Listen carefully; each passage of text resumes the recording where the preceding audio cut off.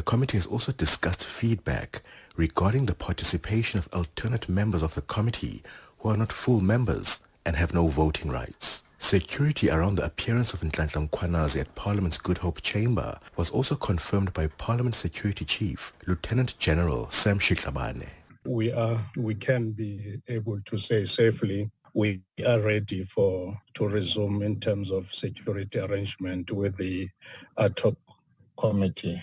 Evidence leader Advocate Norman Arendse also briefed the committee on the readiness of witnesses, with Mkhwanazi and National Commissioner Fanima Semola expected to give evidence over 4 days next week. Babalo Ndenza, Eyewitness News. Let's move to the courts now, where for the first time in the Phala burglary trial, a state witness has linked one of the accused to the stolen US dollars at President Cyril Ramaphosa's farm. A sales manager at a car dealership in Benoni has testified in court today that accused number 1, Emmanuel David, bought cars at his shop on the 10th of February in 2020. This was a day after the break-in at the Phala farm, where $580,000 US was stolen. The trial is currently being heard at the Mudimule Regional Court in Limpopo. Thabiso Koba is there.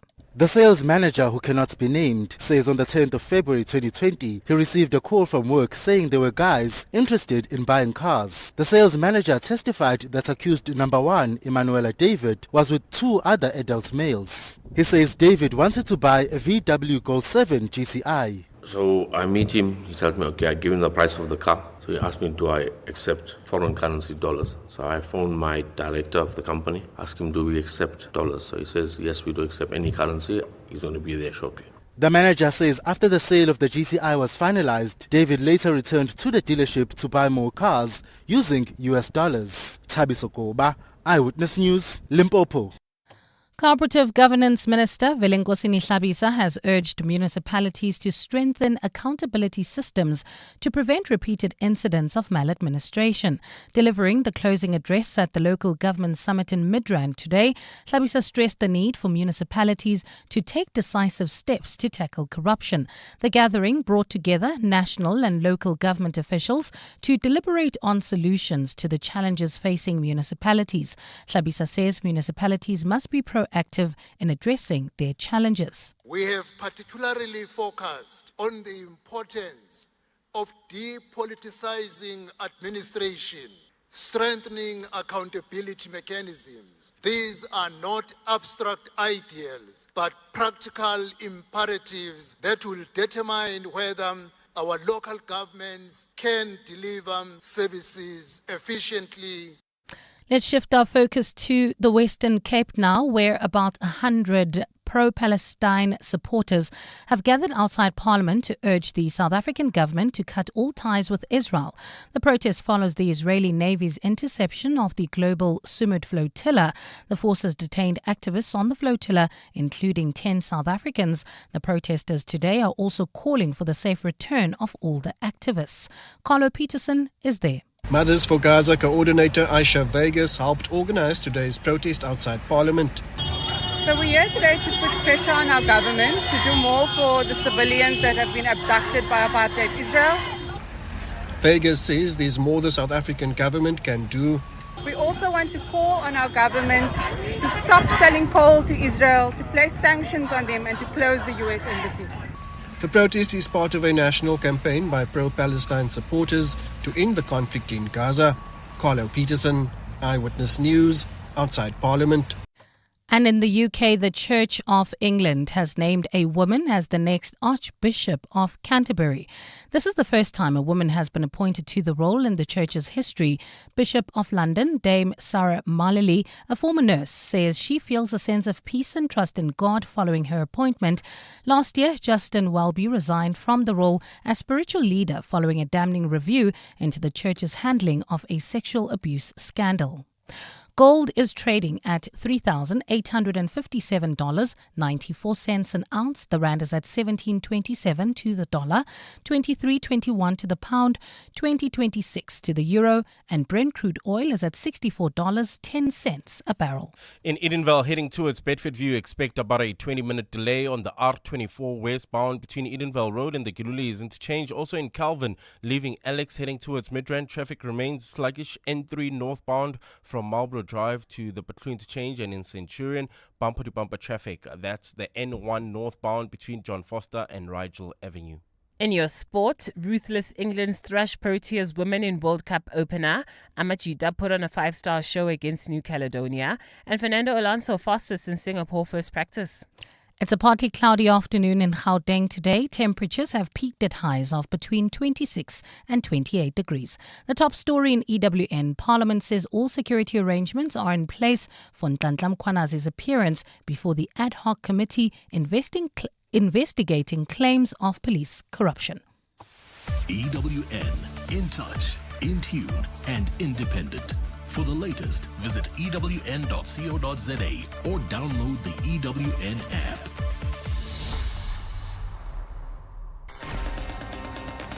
You're with John Perlman on 702. Streaming on the Prime Media Plus app, DSTV channel 856, 92.7 and 106 FM.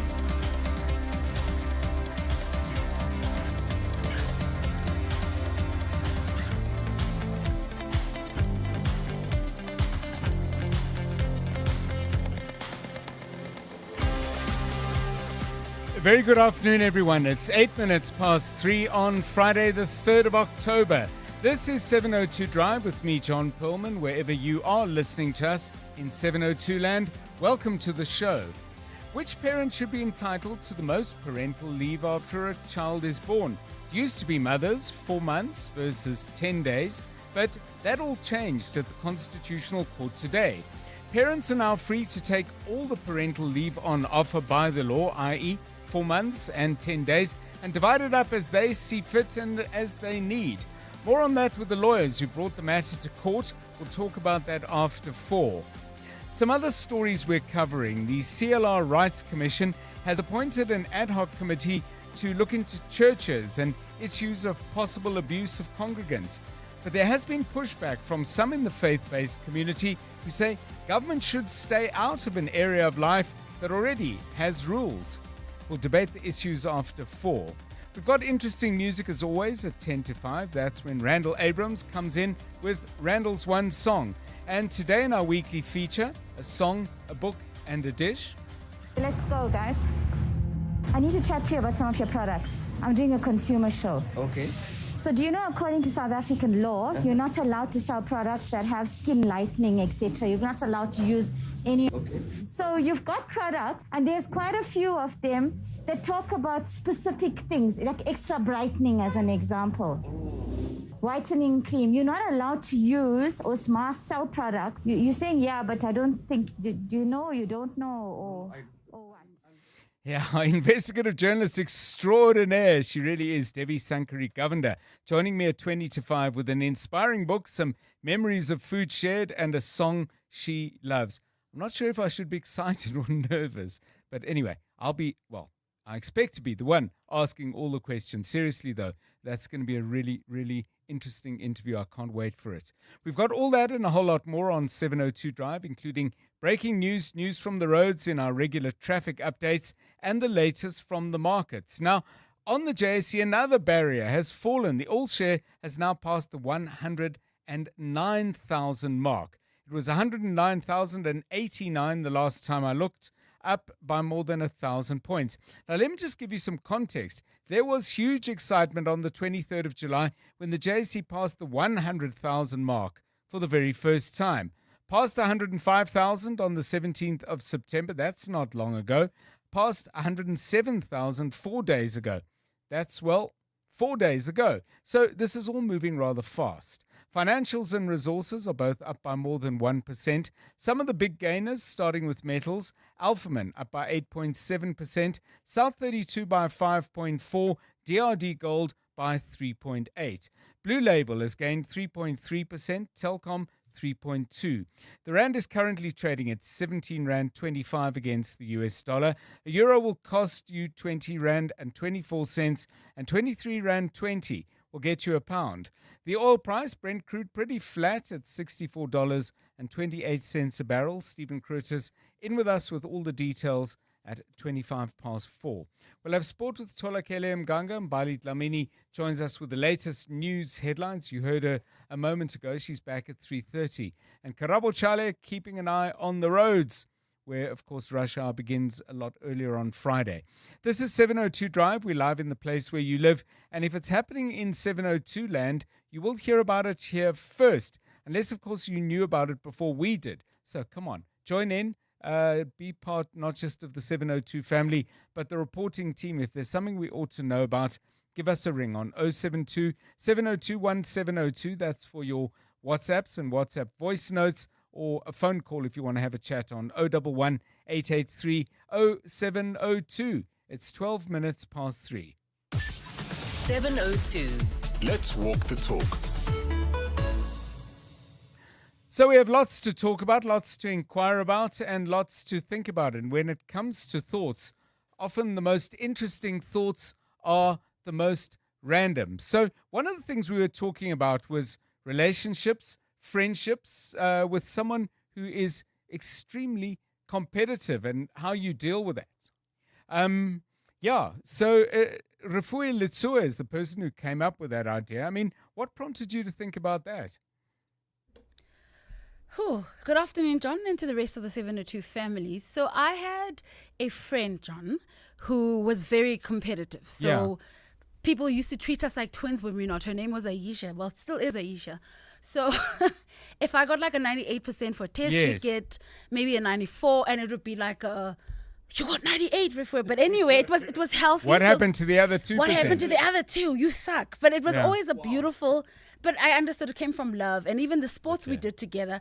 If she was like the captain of the tennis team, I'd be like the deputy. So it was always very close. So I think for me, it taught me ethics and to work really hard, and it was healthy. And then, our dads would also be friends. They would talk together, and it would be like, girls, are you guys still friends? Yes, we love each other, Dad.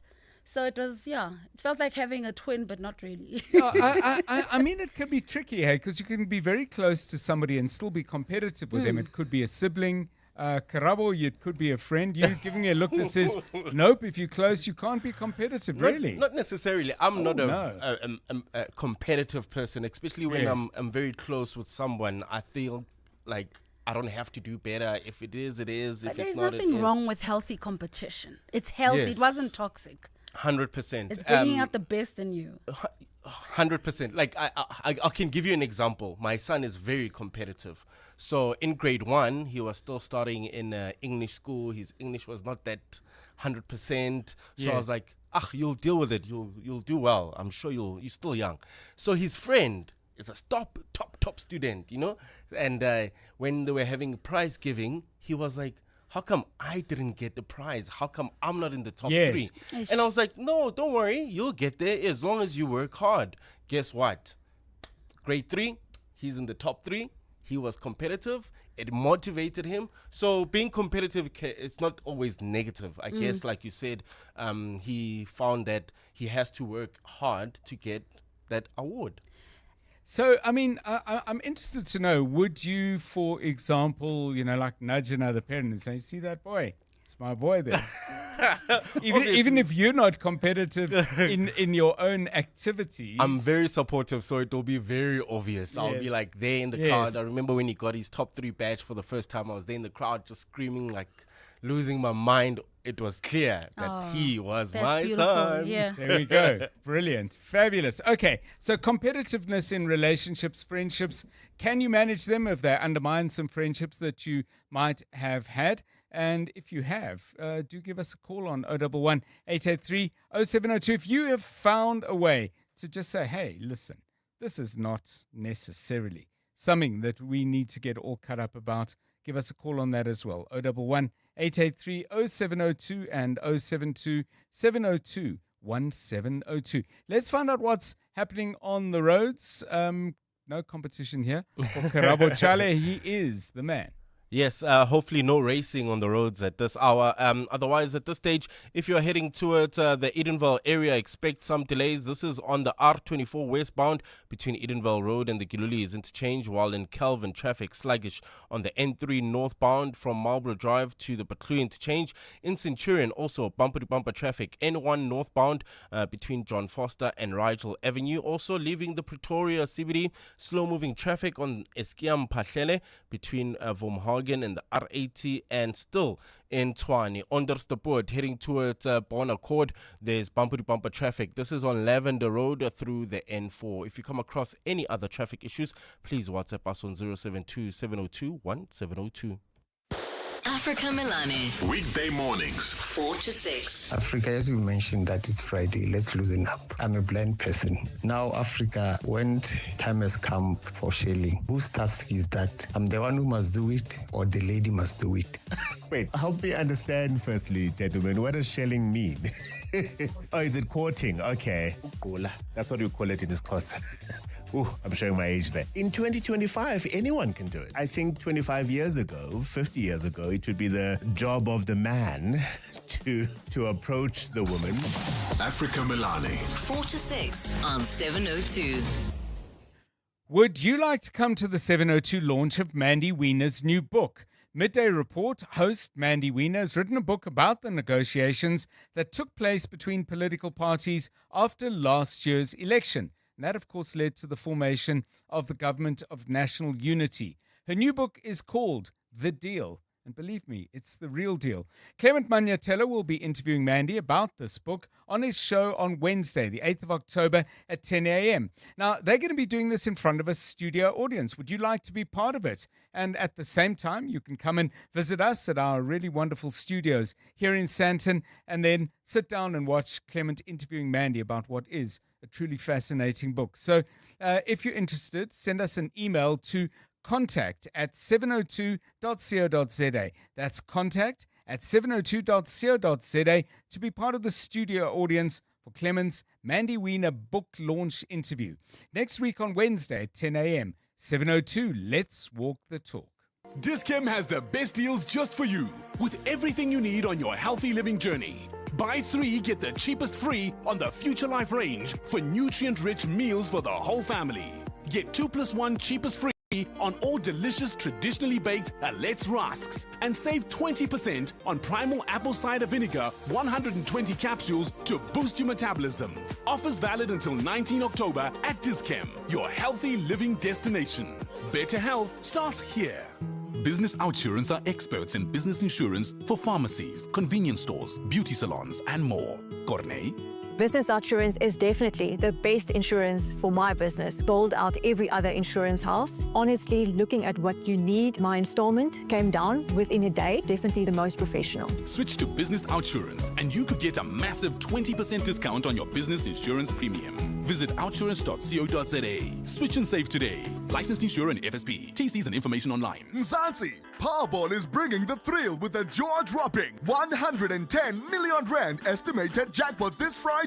Don't delay. Play Powerball for an estimated 110 million rand jackpot today and step closer to a world of endless possibilities. Buy your tickets now in store on nationallottery.co.za, the mobile app, cell phone banking, or simply dial *120 *7529# for USSD. Panda, Pusha, play. Players must be 18 years old and play responsibly. E2 is the proud operator of the National Lottery. Hey, Laura. The unmistakable voice of jazz and soul returns to South Africa, Gregory Porter. Join the 2-time Grammy Award winner for 3 intimate performances now at Teatro Monte Casino on the 20th, 21st and 22nd of November. Don't miss one of the greatest voices of our time, Gregory Porter, live. Book now at showtime.co.za. You're with John Perlman on 702. Let's walk the talk.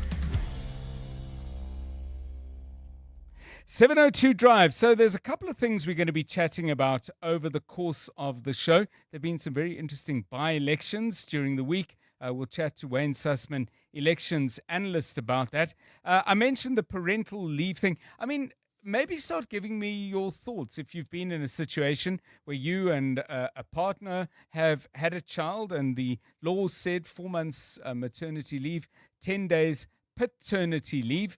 Are you going to do things differently once that law changes? And by the way, one of my questions for the lawyers involved in the case is, what happens now? Does this come into effect immediately, or does Parliament have to go through it, panel beat it, make the changes to the law? I suspect it's not going to be instantaneous, but it's very clear which way the Constitutional Court believes the law should move. But if you had 4 months and 10 days to divide up as a couple as you see fit, how would you have done it? I mean, would you have gone 4 months for the mother and 10 for the dad? 10 days, I beg your pardon, for the dad, or would you have taken advantage of that? So your stories, I'm sure, will very much enrich our understanding of this particular issue. Give us a call on 011 883 0702 and 072 702 1702. It's 22 minutes past 3. Drive home with John Perlman on 702. Let's walk the talk. So the National Education, Health and Allied Workers Union, you probably know it better as NAHAWU, were on the march today. They went to the MEC for Health. They had a number of concerns that they wanted to talk about. Some of it is staffing levels. Corruption is also a concern that they have, and there are some others besides. So let's get a better sense of what was on NAHAWU's mind as they started to march. Mzikayise Tsonsi is the Gauteng Provincial Secretary for the union. A very good day to you, and thanks so much for giving us your time. I wonder if we could start with the issue of maladministration and your concerns about staffing. What in particular about staffing levels has got NAHAWU exercised today? Good afternoon. Good afternoon to you and your listeners.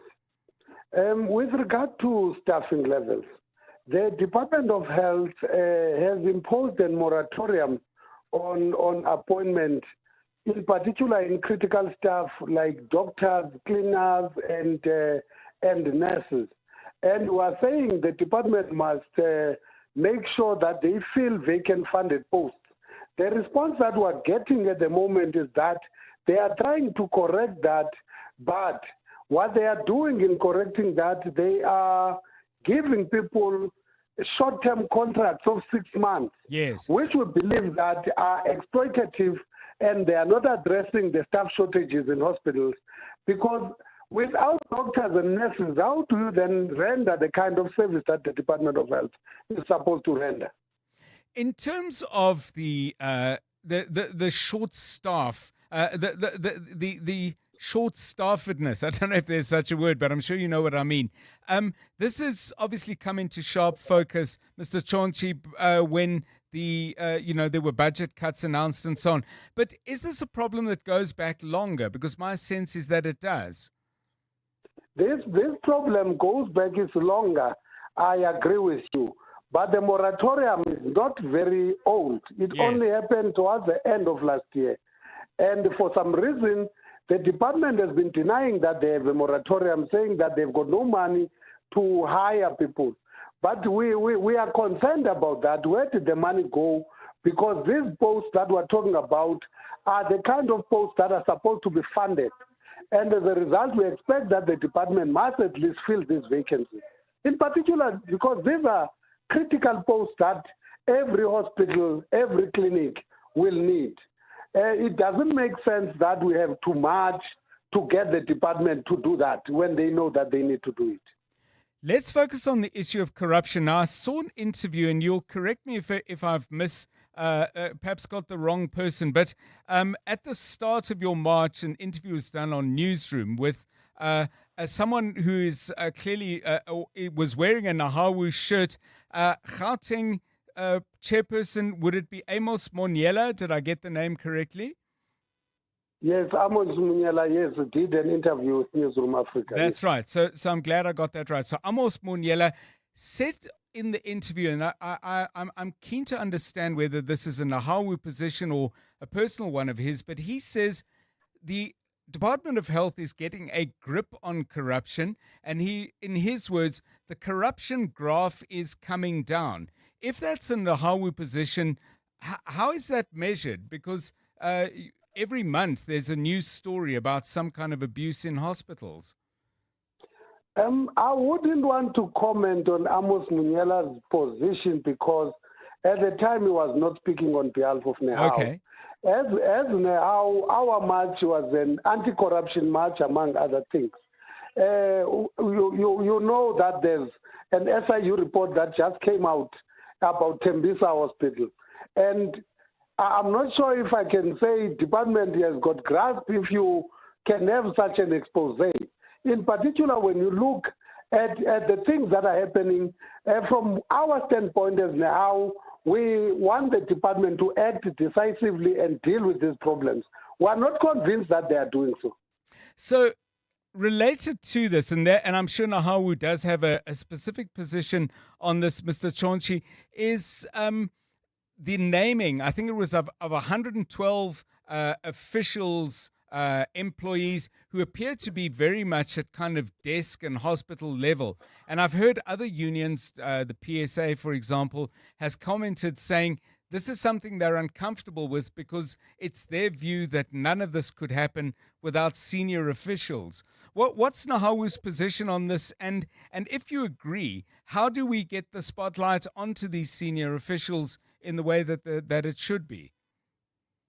We absolutely agree with the view of PSA. And as now we want to campaign for the department to make sure that everybody that has been involved in this is exposed. Because to us, when a department focuses on lower employees, it seems like they are creating a smoke screen and papering over the cracks and not dealing with the actual problem. Because there were people that were at higher positions that will have enabled this situation. And from our side, we are campaigning to make sure that everybody that is involved in this must be exposed and must be dealt with, and the law must take its course on everyone that has been involved. Has your union, or perhaps other unions, but let's stick with Nahawu because obviously that's the labor formation you know the most about.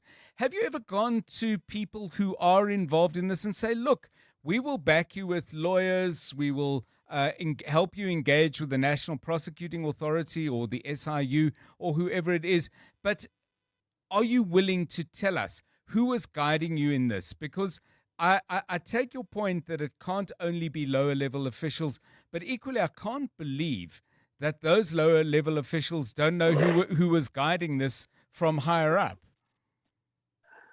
From the Nehau point of view, we don't know who has been identified as being responsible as members of the union.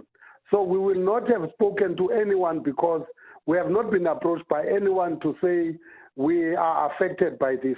As a trade union, we would definitely be offering assistance to workers on shop floor related issues, misconduct that is workplace related. Obviously, we are not going to be defending people in criminal matters because that is not our space. Our space is misconduct in the workplace. If any of our members is being charged for misconduct, we will do what a union would do for misconduct. But as far as who is involved, we don't know who is involved at this point. Thank you very much. Mzikayise Chonchi is the Gauteng Provincial Secretary for the Health and Allied Workers Union, Nahawu. I'm keen to know, by the way, and we thank him for his time. I'm keen to know, by the way, if you have worked in a hospital, I realize that people will have a high degree of nervousness talking about this, and I just need to say the name Babita Diokaran to put that in context. I'm sure I don't need to say more. But if you work in a hospital and you've noticed how the corrupt systems work, and you've got something to share with us, we're happy to put you on anonymously, but there is an MO, a modus operandi that I would think is probably being employed in more than one hospital. Other than just Tembisa. So if you can shed some light on this, please do give us a call. Obviously, we'd love to chat. If you'd prefer a WhatsApp voice note, that's fine. Give us a ring on 011 883 0702 and 072 702 1702. Just before we go to the news break, I just want to share with you immediately Michelle's response to this. And she says, it's not just limitations in terms of doctors and nurses' posts. We're also struggling with cuts in posts for rehabilitation professionals, occupational therapists, physios, speech therapists, as well as clinical associates. Public healthcare service users are suffering because we don't have enough of the necessary human and material resources. And of course, if you steal 2 billion rand from just one hospital, never mind all the other stuff that's gone on, well, surprise, surprise, you will find yourself short of money. Be nice if politicians joined those two dots a little bit more than they do. 28 minutes to 4. Well, we've just talked about that Nahawu demonstration. Let's get the very latest on that, on what's happening on the ground with Mbali Dlamini. Good afternoon. Thanks, John. Good afternoon. Senior officials from the Gauteng Health Department have promised Nehawu demonstrators that they will be delivering the Memorandum of Demands to MEC Nomanto Nkomo Ralehoko. Health workers demonstrated today, calling on the province's health department to address their concerns.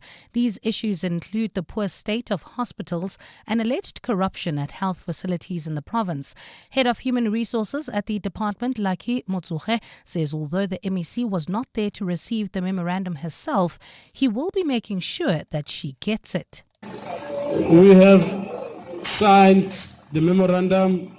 You are rest assured that the memorandum will be delivered to the office of our principal, MEC Nomanto Nkomo Ralehoko. Definitely sure it will be delivered today. Let's move to the Western Cape now, where police have shut down an illegal alcohol manufacturing facility on a farm. 5 suspects were arrested and large quantities of illegal alcohol were seized during the operation. Police spokesperson Frederick van Wyk says the suspects will appear in court once charged. Upon further investigation, the members visited a storage facility in Woodstock in Cape Town, where a Chinese national aged 53 was arrested. A substantial quantity of illegal pre-packaged alcohol was confiscated at the second location, suspected to be ready for distribution. And the perceived decline of multilateralism has been a major talking point at this week's G20 gathering of parliamentary speakers. But the European Union says it remains committed to cooperating internationally with the rule of law and the United Nations Charter at its center. Although the next G20 host, the United States, was not present at this week's gathering held in the Western Cape due to Washington's budget shutdown, Lindsay Dentlinger has more. National Assembly Speaker Toko Didiza said this week she believes multilateralism is under severe threat and is currently at its lowest level. But speaking to EWN on the sidelines of the P20, the European Parliament's Christel Schaldemose believes all is not lost. I believe, the European Union and the European Parliament believe that parliamentarians can play a crucial role in upholding to make sure that we still have multilateralism. Schaldemose says the European Union wants to see the P20 program continue as part of the G20, with early indications from the US that it will be focusing next year's presidency on finance-related matters. For us, it's important to keep on having this forum and to discuss and have the dialogue. We might not agree on everything, but it's the fact that we can sit and talk to each other, that's what matters. Schaldemose has praised the South African Parliament for the inclusion of delegations from other countries who are not part of the G20 bloc in this week's 11th G20 Parliamentary Summit. Lindsay Dentlinger, Eyewitness News, Claremont. In your weather, it's a partly cloudy afternoon in Gauteng today. Temperatures have peaked at highs of between 26 and 28 degrees. In the city of Tshwane, bumper-to-bumper traffic in Centurion N1 North between John Foster and Rigel Avenue. Also leaving the Pretoria CBD, there's slow-moving traffic. This is on Eskiam Pahlele between Vomhagen and the R80, and in Onderstepoort, traffic heavily backed up heading towards Bonaccord. That's Bonaccord Dam on Lavender Road approaching the N4. The top story in EWN, senior officials from the Gauteng Health Department have promised Nehawu demonstrators they will deliver the Memorandum of Demands to Gauteng Health MEC Nomanto Nkomo Ralehoko. Bongani Bingwa, 702 Breakfast. Weekday mornings, 6 to 9. My purpose is to explain things that haven't come out yet. For example, the timing of when I decided to leave the commission, which up to this stage, it is assumed that it was a decision that was taken as a sudden decision during the course of evidence being given. And it's not correct. Tell us why. Bongane, to be able to perform a task of this nature, once government says they have given you a budget of 147 million, it's not a lot of money for a task such as this one. Advocate Terry Mudau. Bongani Bingwa, 6 to 9 on 702. The Furs Antique Fair in Rosebank is on this Sunday, 5 October, from 10 a.m. to 4 p.m. on Beerman Avenue. Recognized as South Africa's premier monthly antique fair, it's where serious collectors and treasure hunters meet. Discover rare banknotes, coins, and timepieces, and make sure you ask for PG coins. Don't miss the Furs Antique Fair this Sunday in Rosebank. Info at 082 883 4933. That number again, 082 883 4933. So Taryn, you've just graduated cum laude, but nothing says you're a genius quite like selling your car to We Buy Cars. Absolutely. My car was an 18th birthday present and it's time to move on to something a bit more mature. So where did you hear about We Buy Cars? All of my friends are using We Buy Cars. I would have had legit FOMO if I hadn't used them. And it was so quick. I did it on my laptop while sending around my CV. Smart move, Taryn. Graduated and upgraded.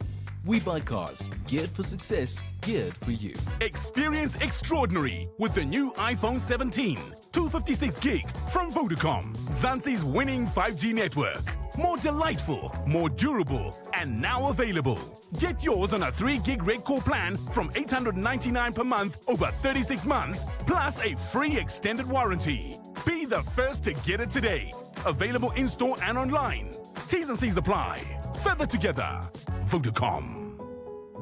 Tap into the power of good sleep. Visit Dial-A-Bed today and save up to 30% on our best-selling brands. Our Sealy Celebration Plush Comfort Queen Set is now $9,499, and our 40 Winks Active Zone Extra Firm Queen Set is now only $11,999. Save $6,000. Plus, get next-day delivery on our best sellers. Dial-A-Bed. Sleep for life. 702.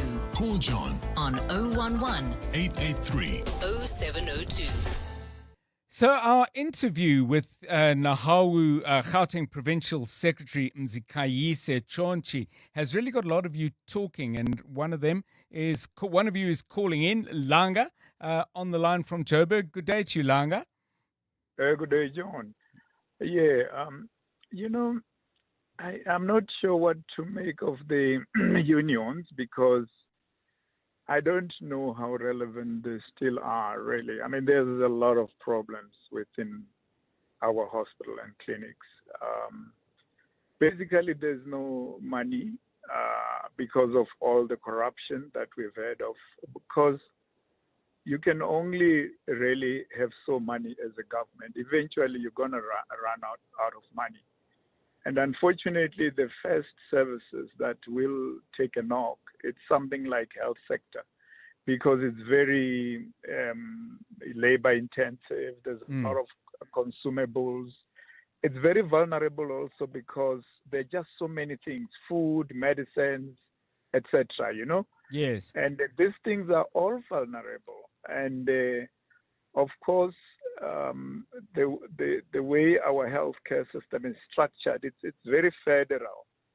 Now, the province have got a lot of power, and there's not much that the national government can do. Unfortunately, most of our MEC, in fact, all of them, I think, are not health trained. So they don't have a clue of how health should work, generally.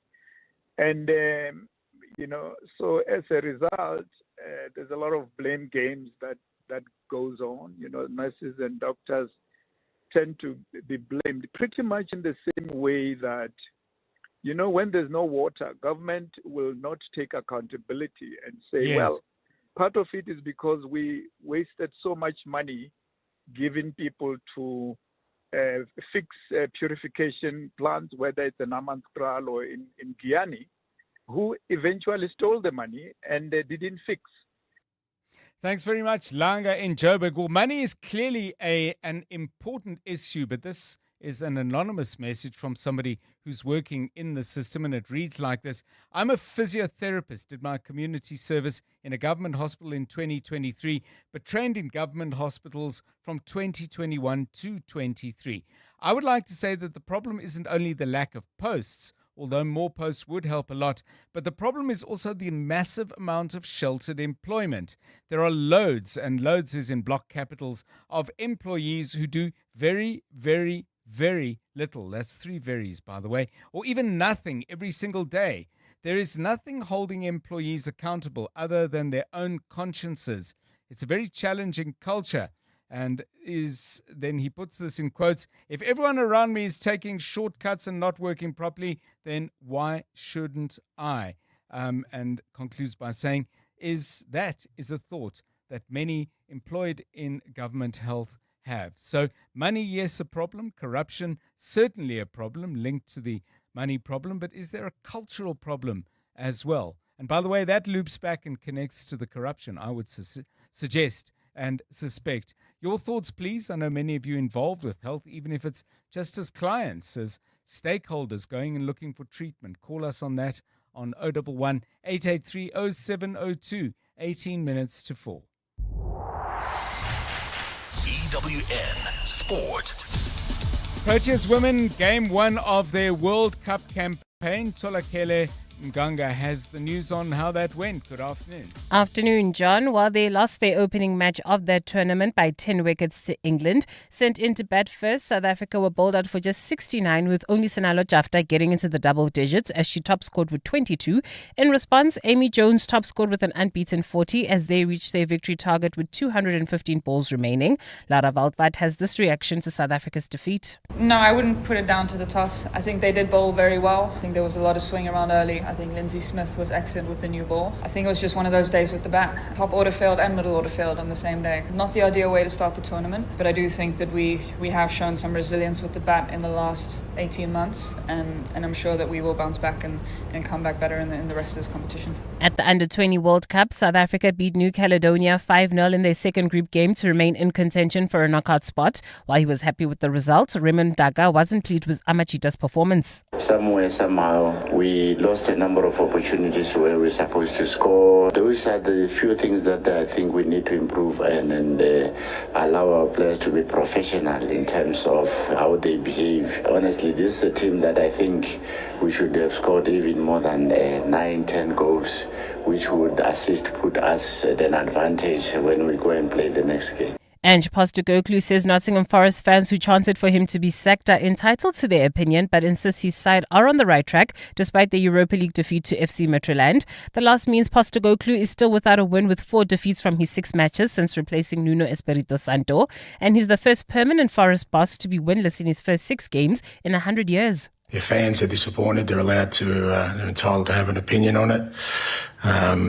And I heard their opinion. Nothing surprises me anymore in football. I guess it's just the climate we're in where it seems that's the way things are going. But look, that's something I can control. My responsibility lies to make sure that we try and get some wins for this football club and progress it. And that's what I'll be focused on. In the Rugby Championship, Argentina and South Africa clash at Twickenham tomorrow, and victory for the Springboks will see them retain the title. Bongimbo Nambi has discussed the backlash they expect from the Pumas following their 67-30 defeat last weekend. Once you think you're at the top, you can quickly get humbled. You can never count the Pumas. You can never count them out. That will be something disrespectful to do. And we never disrespect our opponents. We have a lot of respect for them, the way they play rugby, the way they train. Their coaches are excellent. You can see that they have a game plan they want to execute. So this weekend we are expecting a proper retaliation from them. And Aston Martin's Fernando Alonso set the pace ahead of Ferrari's Charles Leclerc and Red Bull's Max Verstappen. That's in first practice at the Singapore Grand Prix. McLaren's title rivals Oscar Piastri and Lando Norris finished the session 5th and 6th, with Piastri 0.217 seconds quicker than Norris. Tolagele Mganga, Eyewitness News Sport. EWN Traffic. Okay, let's get out onto the road. Some of you are already out on the roads as the early rush hour on a Friday starts taking shape. Pretoria, from what I understand, Karabo Chale, already getting tricky. Yeah, we've got several issues in Pretoria, but at least there's no accidents to report on at this stage. Just heavy delays. That's in the Centurion area. Bumper-to-bumper traffic, N1 northbound between John Foster and Rigel Avenue. Also, if you're in the Irene area, we also have slow-moving traffic. This is approaching the intersection of Nalmepius Drive and Main Road. While if you're leaving the Pretoria CBD, there's slow-moving traffic. Eskiam Pahlele between Vormhagen and the R80. Also in Onderstepoort, north of Pretoria, traffic heavily backed up. This is heading towards Bona Court Dam on Lavender Road, approaching the N4. In Calvin, traffic remains sluggish. This is heading towards Midrand. On the N3 northbound between Marlborough Drive and the Baclean to change, still in Kurleni, Edenville, expect about a 20-minute delay. R24 westbound between Edenville Road and the Gilulis interchange, and finally in Boksburg, roadworks causing heavy delays heading towards Brakpan, N17 eastbound between Rondebold and Carnival City. If you come across any other traffic issues, please WhatsApp us on 072-702-1702. There's more EWN on air, online, and on the EWN app. You're with John Perlman on 702. Let's walk the talk. 13 minutes to 4. Friendships can be complicated. Relationships can also be complicated. And they can get more complicated or not if one or both of you are somewhat competitive in relation to each other. Of course, you hear about good friendships between sportsmen and women who might be tennis players who actually end up directly playing against each other. But that's kind of formalized and it's in the frame. It's much more difficult, perhaps, when there's no competition declared or agreed upon. You're just competitive. So, Tolakela, we've had views from the very uncompetitive Karabo Chale, who's just not competitive at all. And Rifue had a relationship with a friend, I think it was Aisha, who was, they were competitive, but it was kind of part of the DNA of the friendship. How's that been for you? I mean, are you competitive with friends? Or is it something you've consciously avoided as, I don't think we should do that? I've consciously avoided it, not because I'm competitive, but because like all I needed was one experience to be like, that's enough. And my main thing that I'm competitive with is playing games, specifically 30 seconds. And if we play that game once and then I can see that the windows and the doors are falling off, I'm not going to play any other game with you after that. Oh, really? Yes. So you're very good at this. Absolutely. John, you see, people don't know that in sports you learn so much random information. Yes, that's true, hey? So much random information that by the time you're playing general knowledge games, like things are just going off your head, and then you play such games like on a card, for example, they write All Blacks, then you know what they're referring to, but the other person is just like, what is this? So then you're sitting there going, just read a book, read a headline, anything. So it'll be like those little things. And then I'm just like, no, I can't play the sport because I'm just judging everybody. So speaking of 30 seconds, many, many years ago, I went to visit an uncle of mine who I liked very, very much. And they lived many miles away from Joburg. So I was staying there for a week, and on the first day, he said, let's have a game of 30 seconds. He was the family champion. And I really cleaned his clock, and I mean, I'm not saying that out of any boastfulness, but I'm being objective. It was like 3 or 4 games. I think I won all of them. And it didn't get the week off to a great start. I think I saw him, he had put out a very nice bottle of wine for the evening. I think he switched it and got something that was... Anyway, we both got over it. Yeah. I've been competitive with friends, and I don't think it's been good for the friendship. I mean, I can summarize it very simply. There's longer versions of that, but I don't think it brought out the best in me, to be honest. 702 Drive. It's 10 minutes to 4. John is on X at John Perlman. So here's another thing on competitiveness. I'm a twin and we're both very competitive. This definitely causes some fights growing up, but I think ultimately it's made us both into better people, especially in our careers. We are both physios. Interesting. Good. Sibling competitiveness is another one. that we haven't touched on? Maybe you've got a thought on that. 072 702 1702. 9 minutes to 4.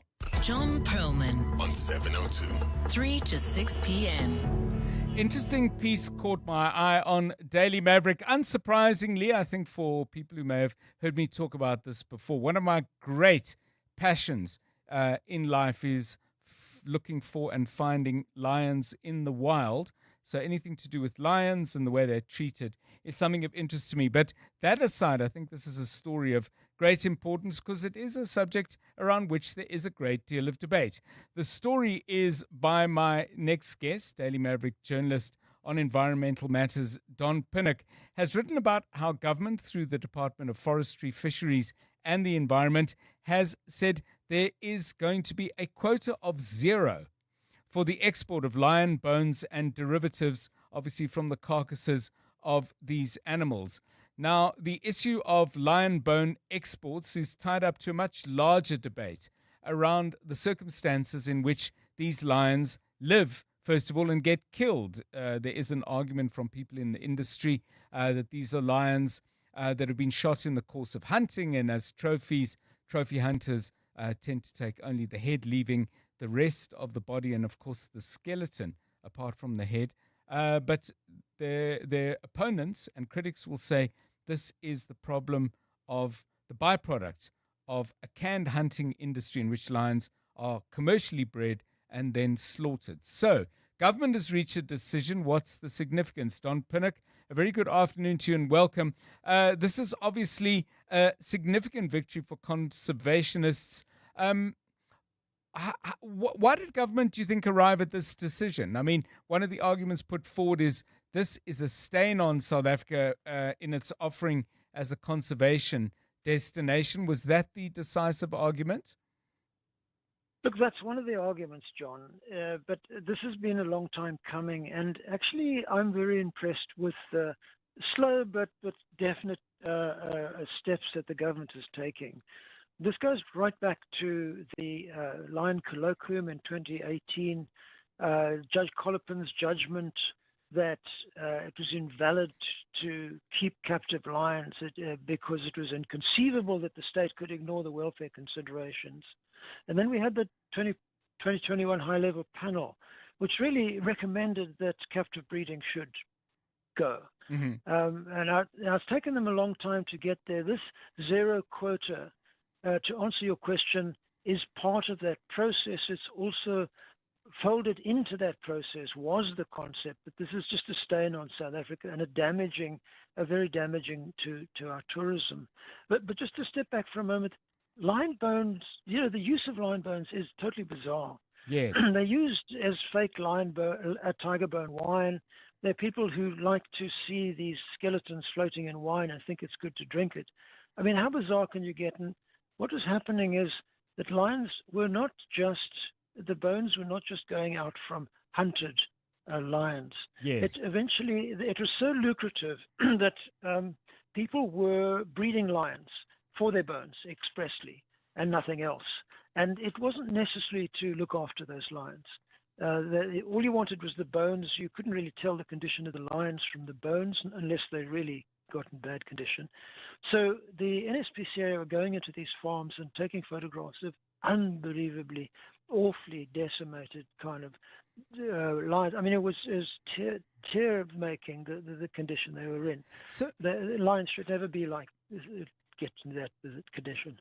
So let's step up from what you've just described. I mean, you would equally say, I would think, and the SPCA most certainly would, that cattle, for example, shouldn't be kept in those conditions. So if there was a bottom line where these animals were properly looked after, properly fed, they had a decent amount of space, they lived in clean conditions, what would you say to the argument? Because, Don, I'm sure you've been presented with this argument before, that is this really that different to breeding cattle? Is it purely because lions are meant to be wild? The argument might go, well, cows were once wild too. John, there's several ways into answering that question. First of all, there's a difference between lions and cows. Yes. Cattle. We have domesticated a certain species over time, and they are markedly different from wild animals. They are Right. domesticated. They do not get stressed in captive conditions, and because largely we use them for their meat, apart from their milk, we keep them in good conditions. Wild animals in captivity do not do well unless they're in very large areas. And the South African wildlife trade has a sort of edge to it that very often these animals are not in good condition, especially lions. If they were bred in good wild conditions, well fed, it probably wouldn't be economical. Yes. Because lions eat a lot of food, and and still, I think there's another thing. I don't think that South Africa should be party to selling lion bones or any other bones for fake tiger bone wine. I really don't. And the optic is so bad in terms of our tourism. It just doesn't look good.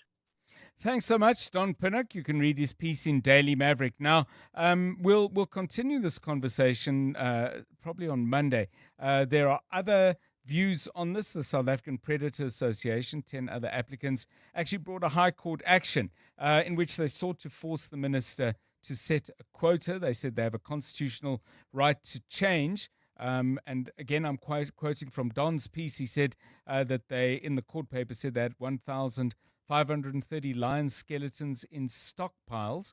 And if they were to sell them legally, there was a lot of money that would come their way as a result of that. So they clearly would have a different view on this, and we'll make sure that that's part of the conversation. By the way, if you've got a view that you want to express now, please do. 072 702 1702. It's 2 minutes to 4.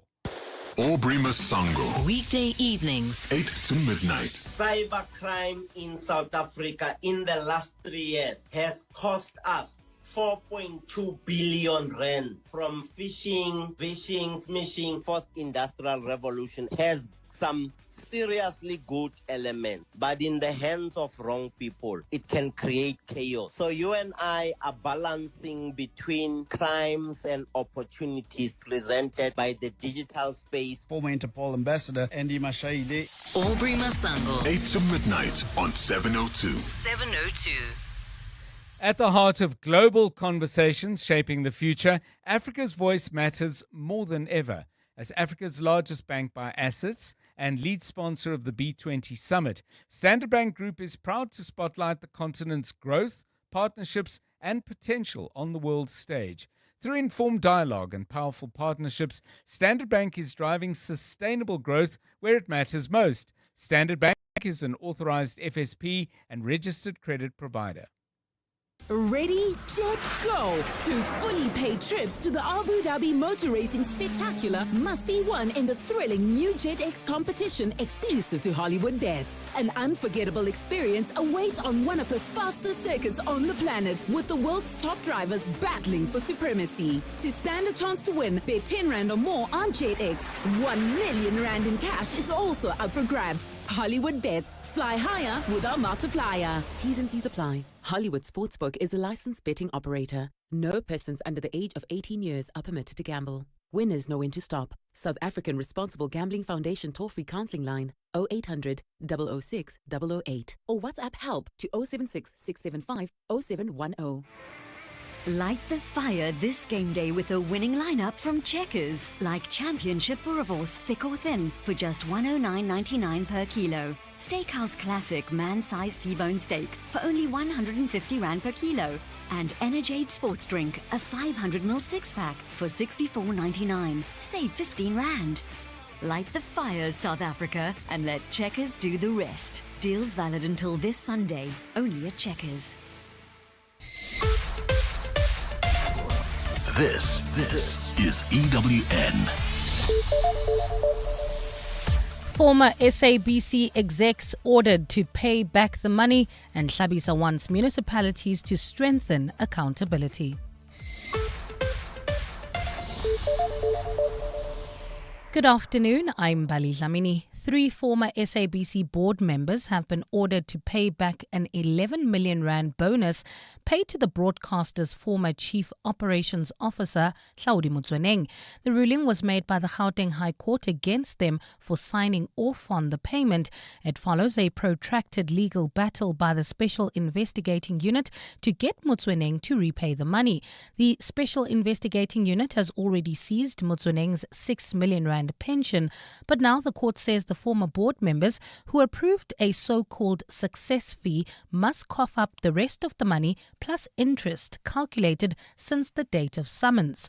They awarded Motsoeneng the bonus after a deal clinched with MultiChoice, which was later set aside by the courts. SIU spokesperson Kaiser Khanyago. The SIU is committed to follow all legal avenues to recover every cent lost by the SABC and ultimately the South African public. We will now proceed to carry out this latest court order to ensure the recovery of these funds.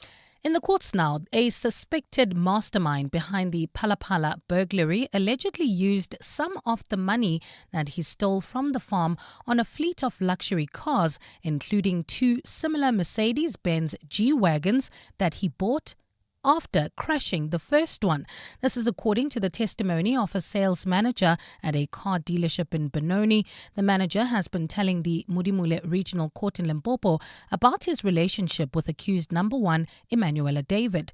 David, along with siblings Froliana and Ndilinasho Joseph, are currently on trial for breaking into President Cyril Ramaphosa's farm in February 2020, where they allegedly stole $580,000 in cash. Tabiso Koba reports. The sales manager testified in court today that in the year 2020 alone, he sold 6 cars to Emanuela David, totaling about 4.2 million rand. He says David used US dollars to pay for the cars, which prompted State Prosecutor Nketeni Munyai to ask this question. Did you perhaps inquire from accused number 1 as to the source of his funds? To which the sales manager replied, Yes, I did. He was from Namibia. He should sell diamonds. He should get diamonds from Namibia and take it to Cape Town. Then somebody from Dubai should come through, pick it up and pay him in dollars. When asked what is the dealership's process for accepting foreign currency, the sales manager says he doesn't know, as that part was handled by his boss. Tabiso Koba, Eyewitness News, Limpopo.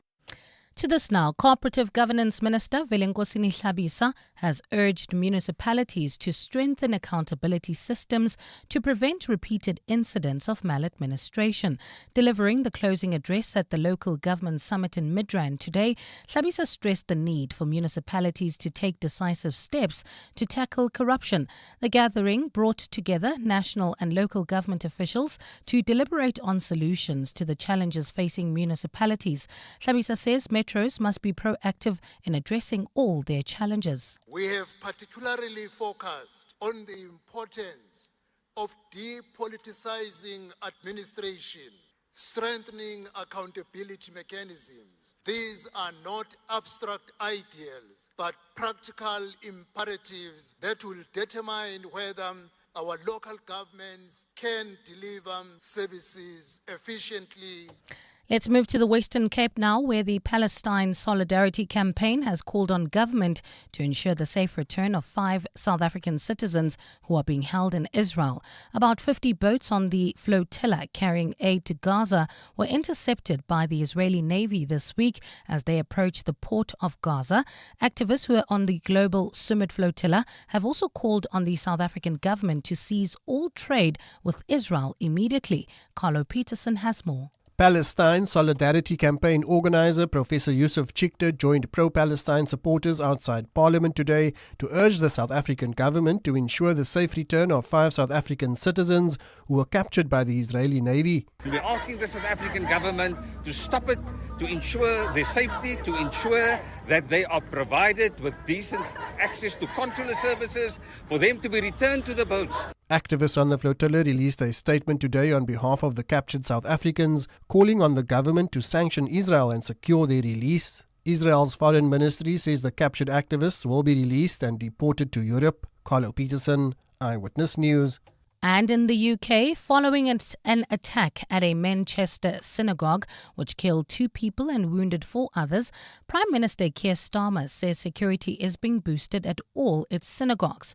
Addressing Jewish communities in a televised statement, he vowed to do everything in his power to guarantee Jews the security they deserve. An attacker ploughed a car into a crowd outside a packed synagogue in Britain yesterday before going on a stabbing spree, killing 2 people and leaving 3 others wounded. Police say they shot the suspect dead, later identifying him as a UK citizen of Syrian origin. Police say they also arrested 3 other people within hours of the attack. Prime Minister Keir Starmer. And so I promise you that I will do everything in my power to guarantee you the security that you deserve. Gold is trading at $3,881.76 an ounce. The rand is at 17.23 to the dollar, 23.20 to the pound, 20.23 to the euro, and Brent crude oil is at $64.11 a barrel. In Midrand, accident scene N1 northbound before Ellendale Road, causing huge delays all the way from the Batlu interchange.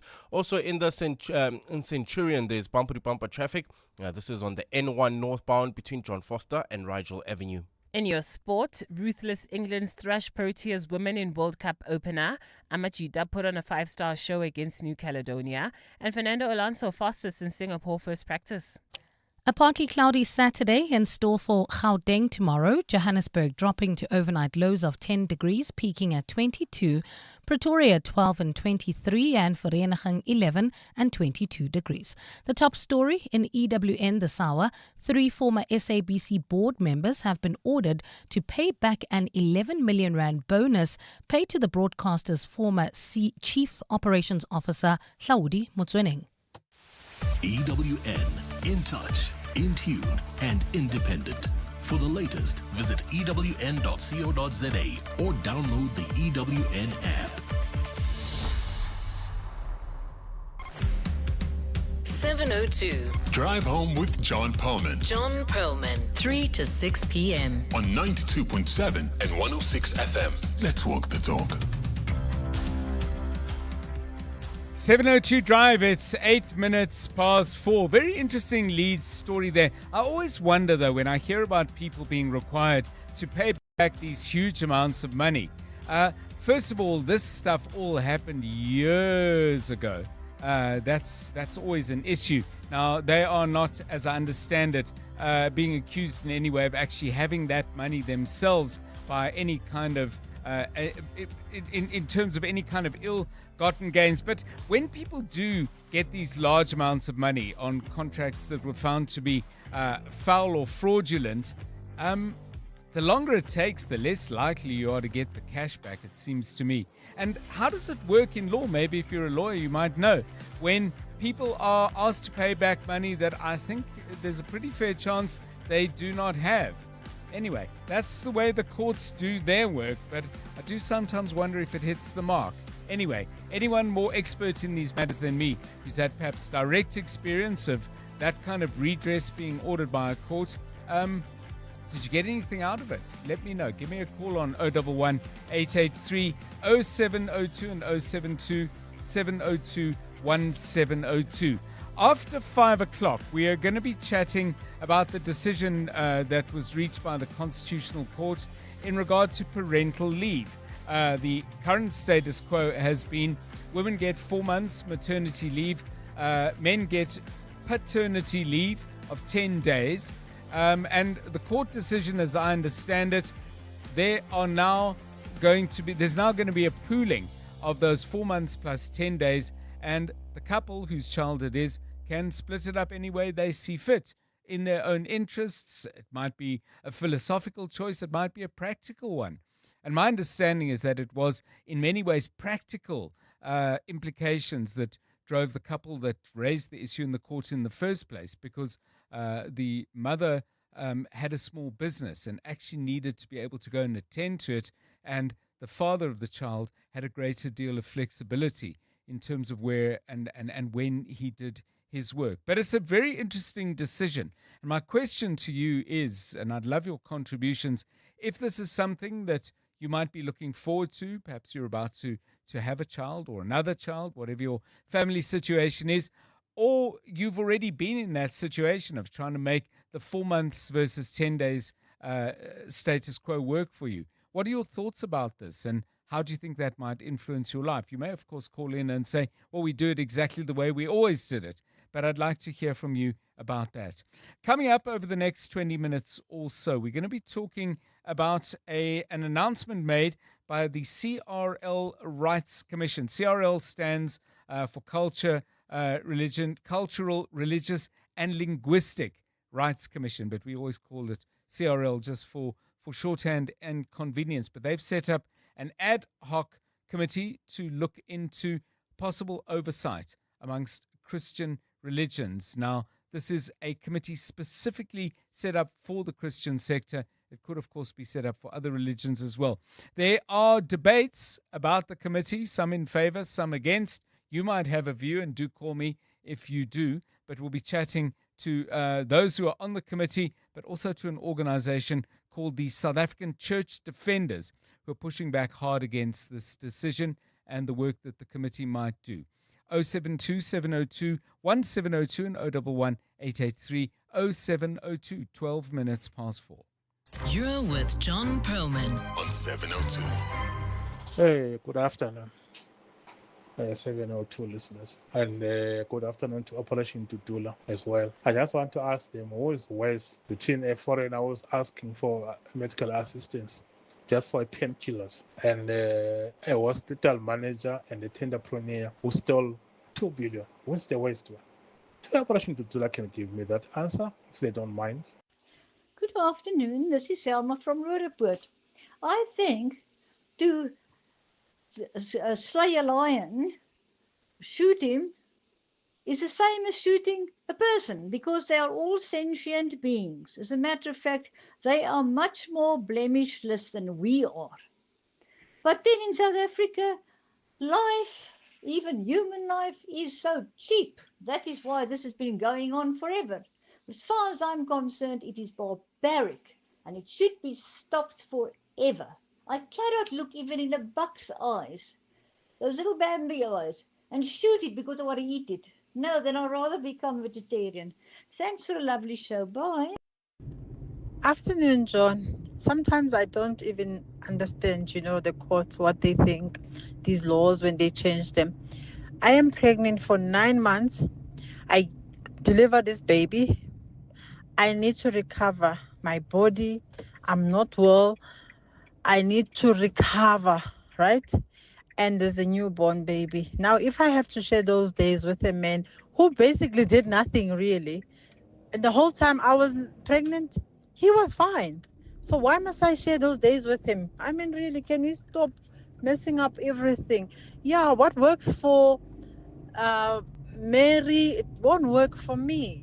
That's the thing. So can we not? People must just decide in their own houses, but those should not be made laws that will govern us. Honestly, this is crazy. Well, it would be crazy if it were true. But it's very, very important. And that's why I'm trying to be as precise as I can. That's why we're going to get lawyers in. And if I've got it wrong, I'm happy to say I got it wrong. And then we will, after 5 o'clock, be absolutely clear. There is no must in this. They are creating an opportunity, and you rightly made the point, that what works for one doesn't work for the other. So by creating an opportunity, people will have some choice. And I defer with the utmost respect to what you're saying about being pregnant, an experience I will obviously never have.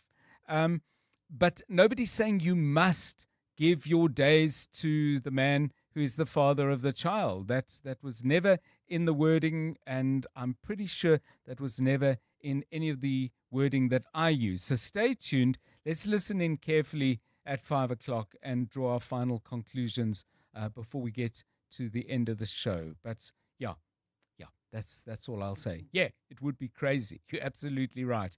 4:15. EWN Traffic. Eyewitness Traffic is brought to you by Outsurance. SMS out to 45142 now. You could save on car insurance. If you don't, ask them for 500 Rand. let's get the very latest from out on the roads. We had problems in Pretoria. Now, sadly and worryingly, an accident in Midrand. Yeah, and we have a voice note. This is from someone who's on that route, letting us know what's the situation and their experience. Afternoon, Karabo. Midrand, just before Allendale turnoff, there's an accident scene. The traffic is piling up all the way from Batlu interchange. Yeah, that's the N1 North, just to be specific. So try to add some extra traveling time if you're leaving Sandton heading towards Pretoria. Also, Kelvin, traffic remains sluggish on the N3 northbound between Marlborough Drive and the Batlu interchange. Edenville, expect about a 20-minute delay.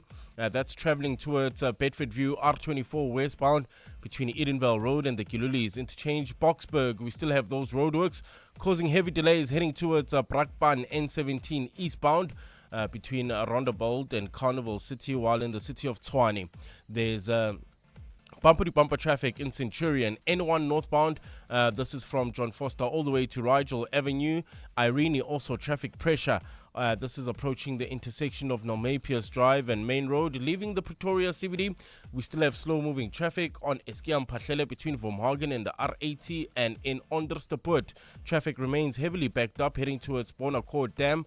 That's on Lavender Road, approaching the N4. Again, if you come across any other traffic issues, please WhatsApp us on 072 702 1702. There's more EWN on air, online, and on the EWN app. The Outsurance pointsmen know that every car on the road carries a story. Like a businesswoman on the way to the airport after sleeping through her alarm. Bags in the back, boarding pass on the dashboard. She prays she'll make her flight. Hope I make it. The Outsurance pointsmen know it's not just a car in traffic. It's the potential closing of a big deal. Every story is different and every story matters. That's why the Outsurance pointsmen have been doing what they do since 2005. In proud partnership with 702. Outsurance is a licensed insurer and FSP. You're with John Perlman on 702. Let's walk the talk. 702 Drive. So today at the Rhema Church, there was an announcement of a Section 22 commission for the Christian sector. It is going to have 18 members on the committee, and they are responding to an investigation done many, many years ago. The investigation was entitled Commercialization of Religion and Abuse of the People's Belief Systems. Now, we did try to get a couple of members of that committee to come on, and hopefully they will join us later in the show. But we also want to give a voice to another organization that is strongly opposed to this committee. They are called South African Church Defenders, and that organization's chairperson joins us now. Welcome to 702 Drive, Pastor Mfariseni Mukuba. Thanks very much for giving us your time. Good afternoon to you, and thank you for having me on your show. So, Pastor, let's just set the scene before we go into the details of your objections. Do you, and indeed the other leadership in South African Church Defenders, agree that there is a problem with, at least in some quarters, abuse of congregants? And if so, if you do agree it's a problem, how big a problem do you think it is? Yes, I do agree that there are problems that we find happening in churches.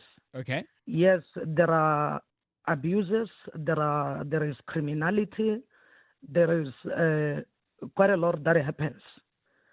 There are people who are affected by what is going on, and this has been going on for a long time. So it has been there. So, Pastor, then agreement with the CRL Rights Commission and this 18-member committee that there is a problem, but you disagree strongly on the solution. What in particular are you concerned about?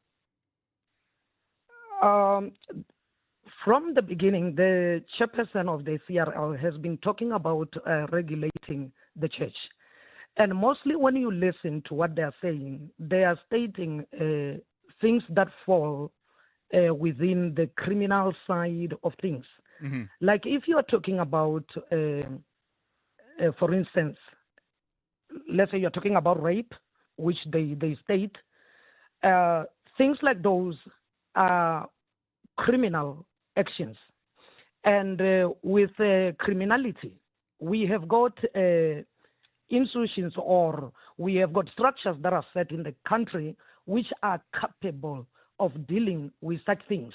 The mandate of the CRL, as given in the country, is to protect, to promote religious beliefs.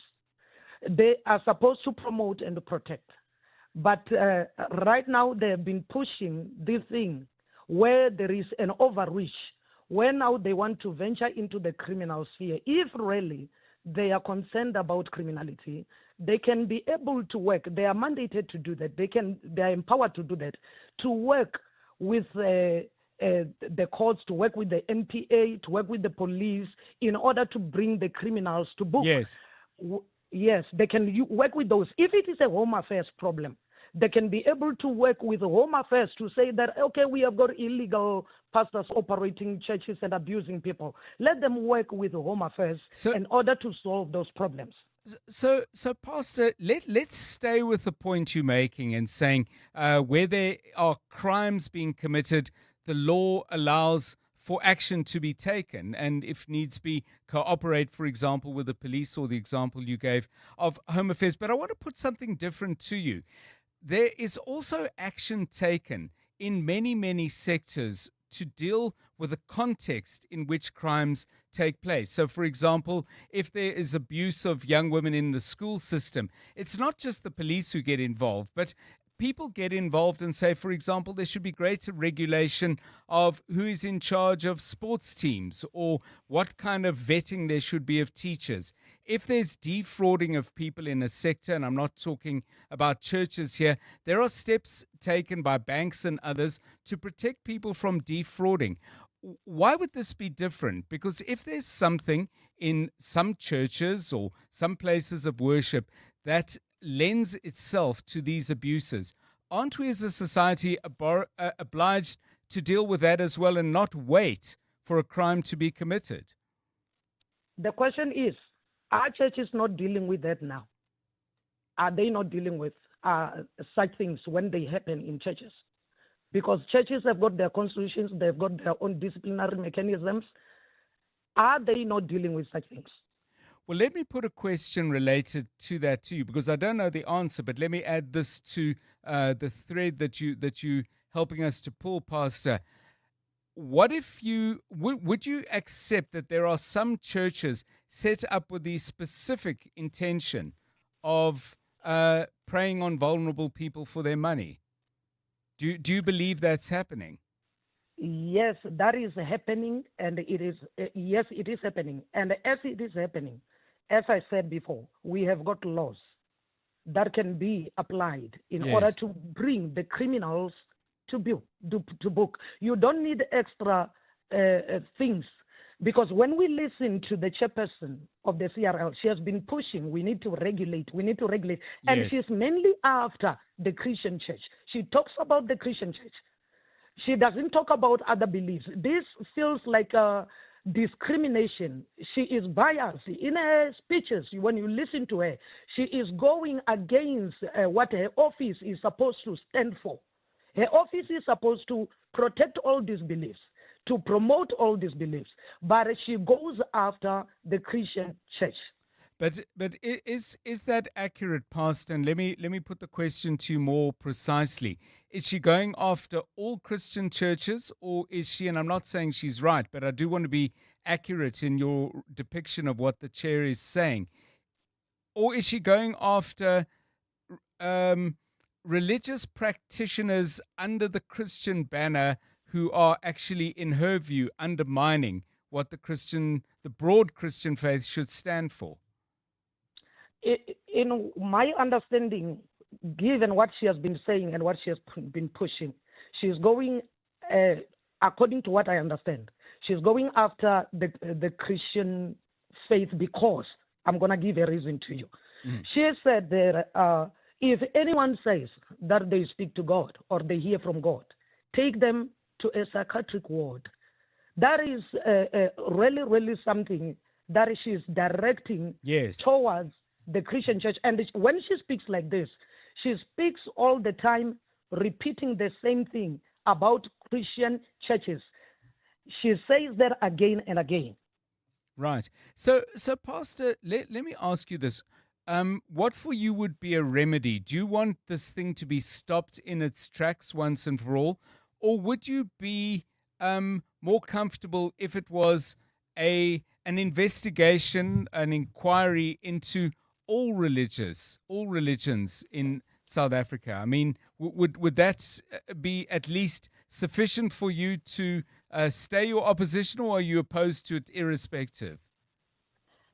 If they were saying that they are going after, let's say they are going to investigate, to consult the stakeholders, but this is not the case. Right now, they have set up this Section 22, which they are not talking, they are even refusing to educate people. I was talking to each chairperson last night, yes, asking questions, educate us on this.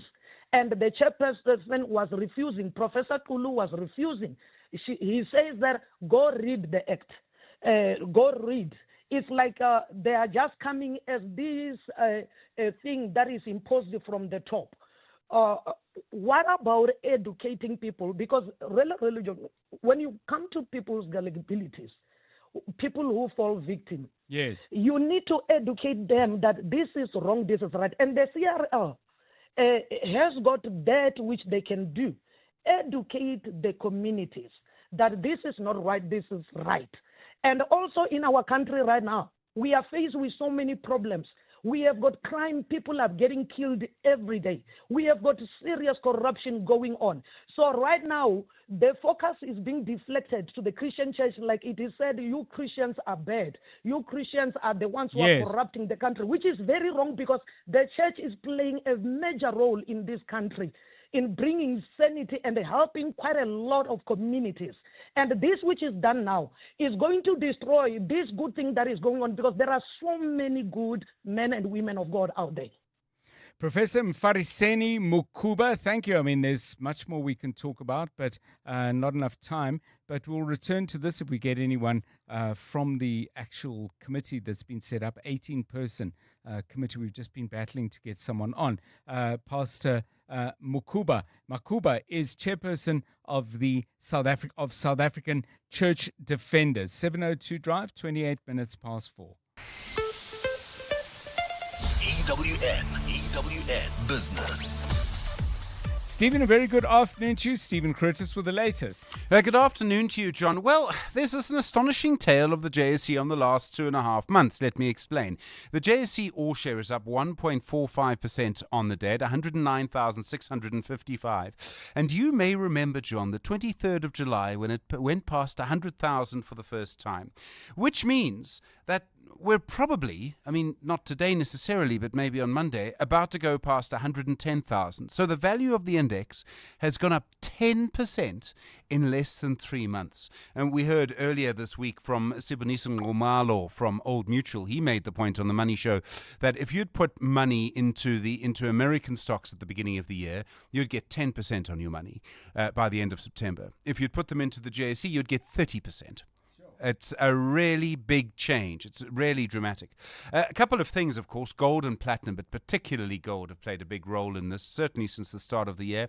Also, some of our blue chip companies, think of the Capitex and ShopRites of the world, but the amount of money on that gold and platinum have put into the index is incredible. Financials are up 1.6% today, industrials up 1.17%, and resources, again, 1 2/3% up.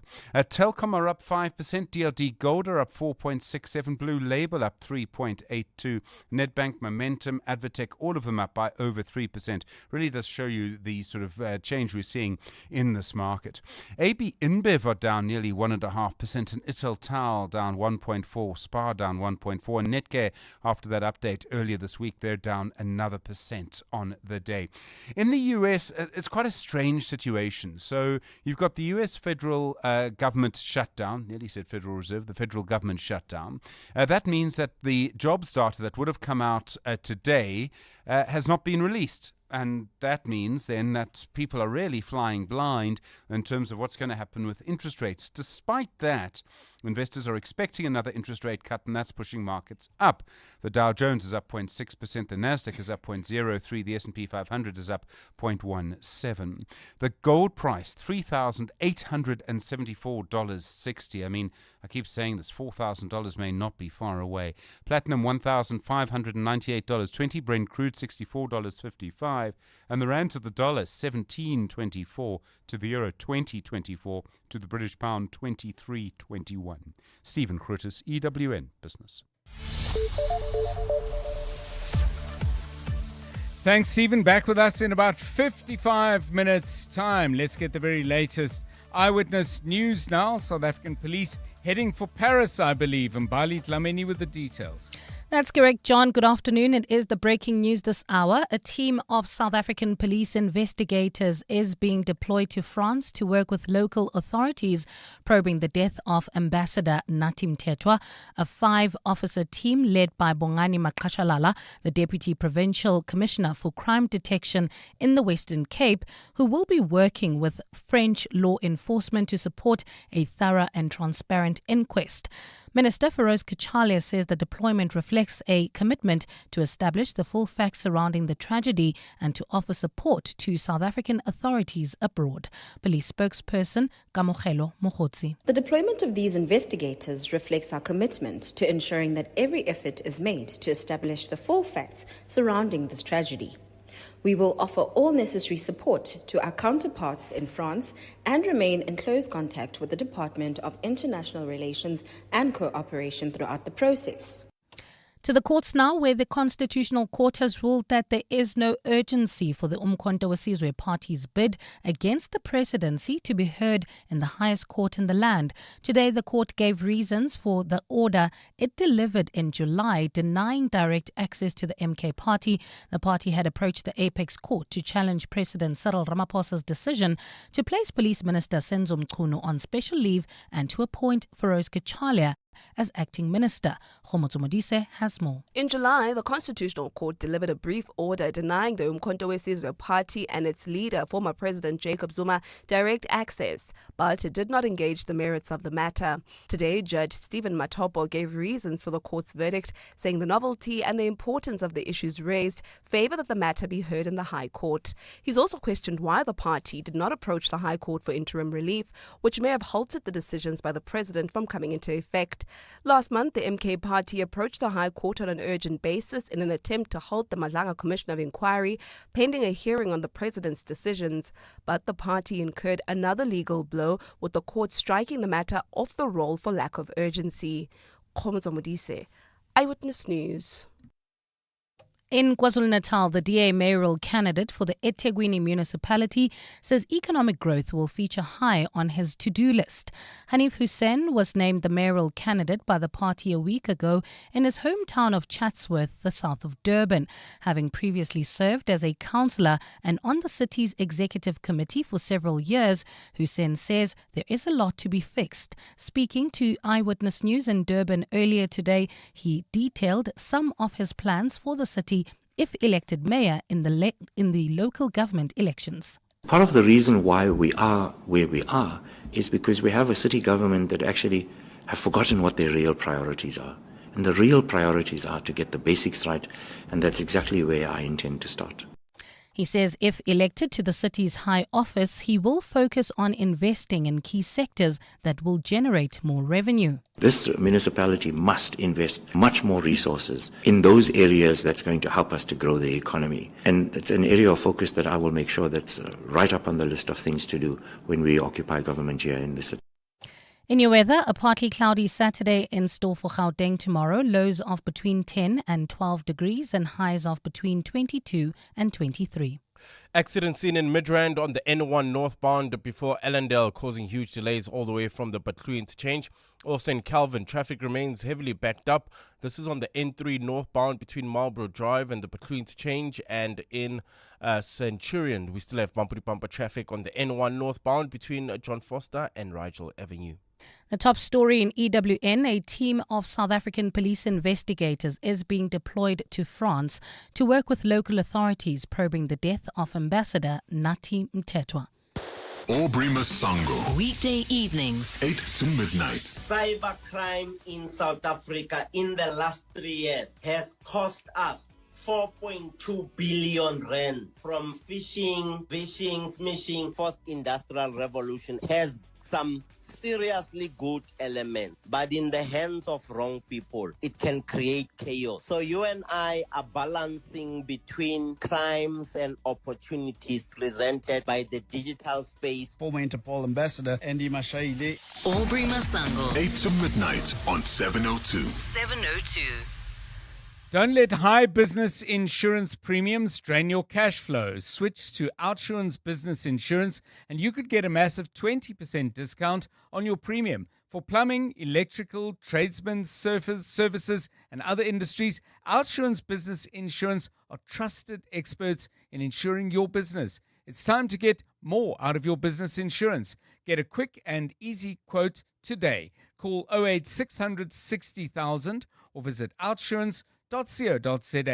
Licensed insurer and FSP. T's, C's and information online. Every day, most of us spend an hour planning, prepping and stressing over what's for dinner. That's around 29,200 hours of your life spent running from grocery store, the kitchen to the fridge to the stove. Why not spend that time running for yourself? Or towards something you love doing and let You Cook handle dinner. Delivered, prepped and ready to cook. So, choose You Cook and take back some me time. Visit youcook.co.za to find out how. Mzansi, Powerball is bringing the thrill with a jaw-dropping 110 million rand estimated jackpot this Friday. Don't delay. Play Powerball for an estimated 110 million rand jackpot today and step closer to a world of endless possibilities. Buy your tickets now in store on nationallottery.co.za, the mobile app, cell phone banking, or simply dial *120 *7529# for USSD. Panda, Pusha, play. Players must be 18 years old and play responsibly. E2 is the proud operator of the National Lottery. Light the fire this game day with a winning lineup from Checkers, like Championship Boerewors, thick or thin, for just $109.99 per kilo. Steakhouse Classic man-sized T-bone steak for only 150 Rand per kilo. And Coca-Cola Original Taste Less Sugar soft drink, 2 litres, 2 for 45 Rand. Save 11 Rand. Light the fires, South Africa, and let Checkers do the rest. Deals valid until this Sunday, only at Checkers. 702. WhatsApp John on 072 702 1702. Hi, John. So when the court is adjudicating a matter and making or handing down judgment, it's not concerned with whether or not the parties or the defendants can satisfy that judgment. There's normally a time period stipulated, either 7 days or 14 days, for payment to be made. And if the defendants can't make the payment within that period, then the execution steps follow. So the sheriff gets involved, they attach property. If you are not able to satisfy the judgment, then they execute and sell to try and satisfy whatever portion of the judgment they can. Zunaid from Pretoria.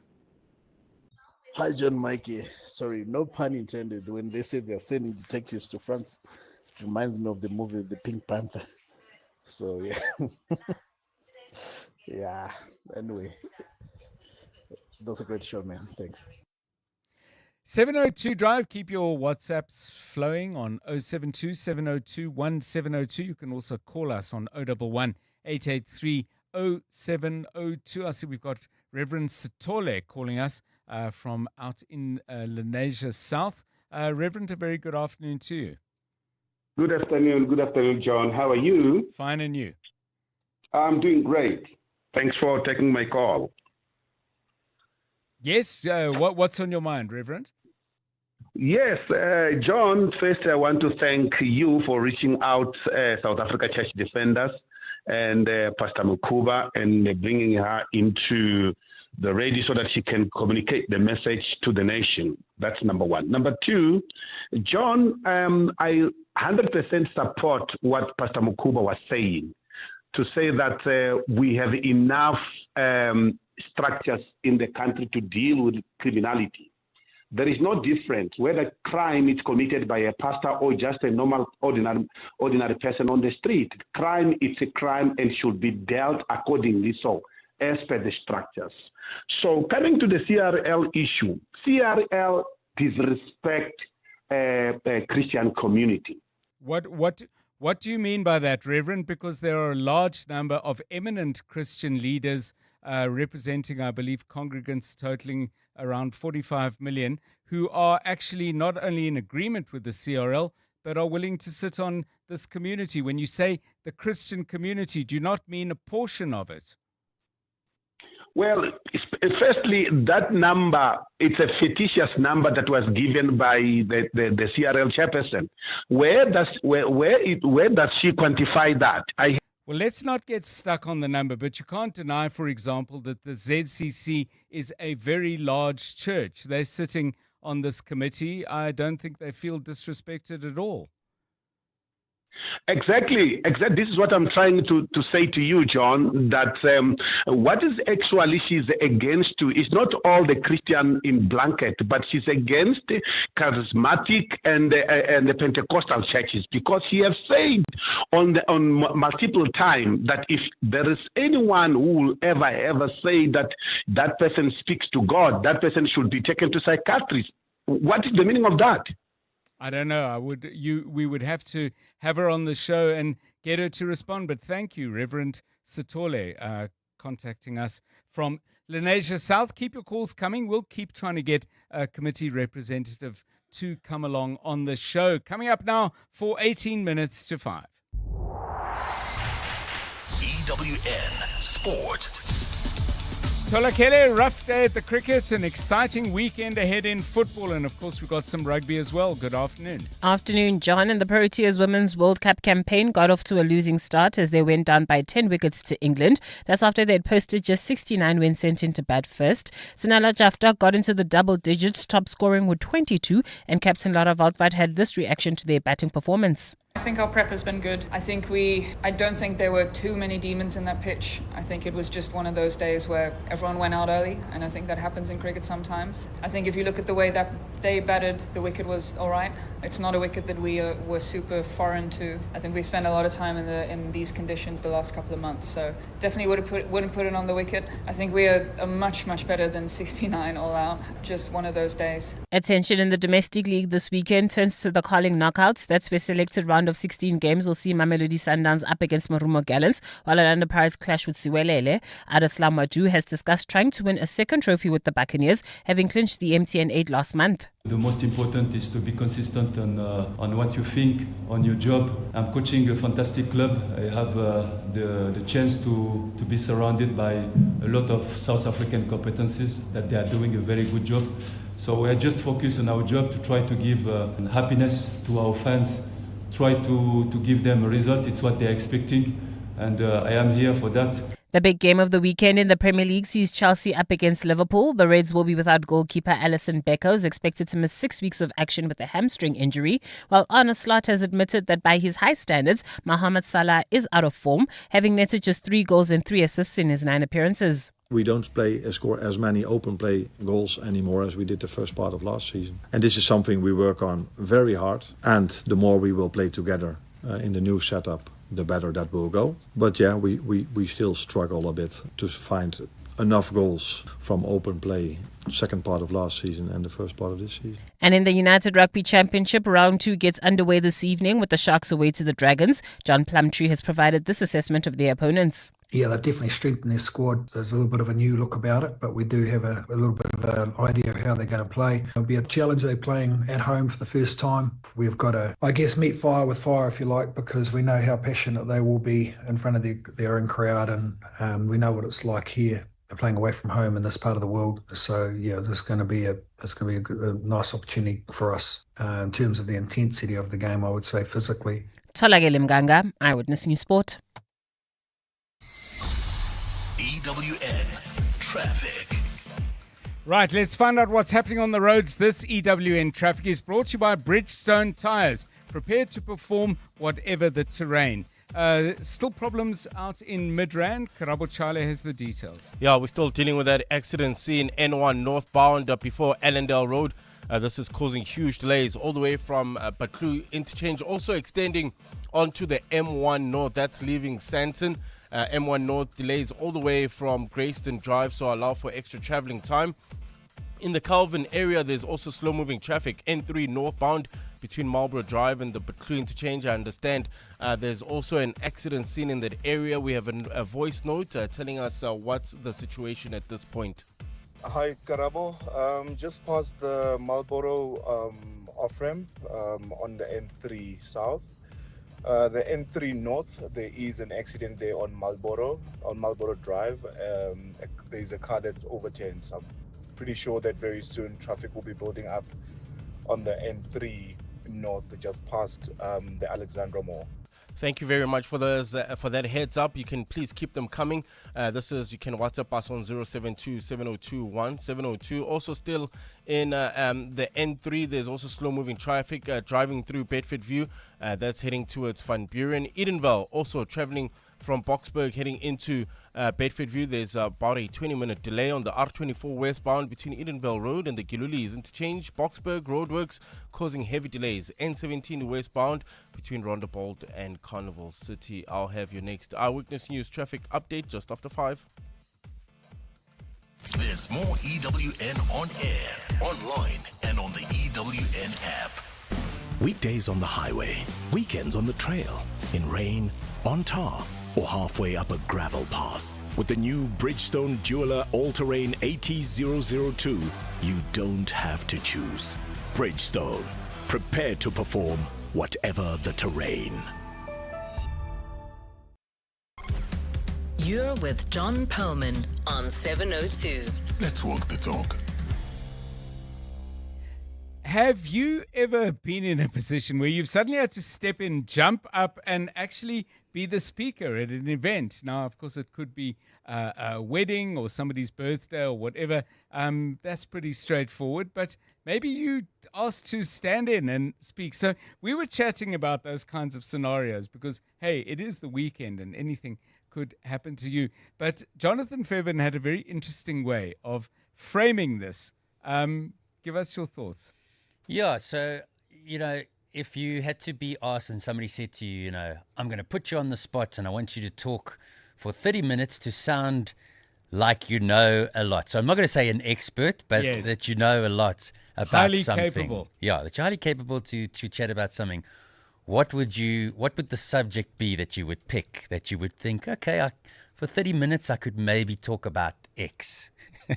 So I don't want to take people back to high school maths, but solve for X. So in other words, maybe people could talk about the meaning of life or, the good vibes I get when I meet certain kinds of people. Are you talking about like a subject, like, let me think of an example, the history of Orlando Pirates from 1981 to 1990? It could be something like that. It could be, for meaning example, of life? Could be psychads. Okay. Right? So how to identify female versus male psychads. Yeah. Something like that. I could give that about 30 seconds, which would go like, actually, even that wouldn't last 30. Okay. So it could be philosophical as well. Yeah. Huh? Okay. Right. We won't give you 30 minutes, but you have an opportunity. Tolakela, what are you expert on? What could you talk on for 30 minutes that would be interesting? No notes, and you can't read from books. It would definitely be football, and my topic would be why Pep Guardiola has single-handedly ruined everybody's love of football. Oh my goodness! Yes. What? Sure. And you see Have already, we got 30 minutes? everybody's got it. Have we got 30 minutes on the show? Will you be taking questions? Yes. Okay, so one quick question then. Mm-hmm.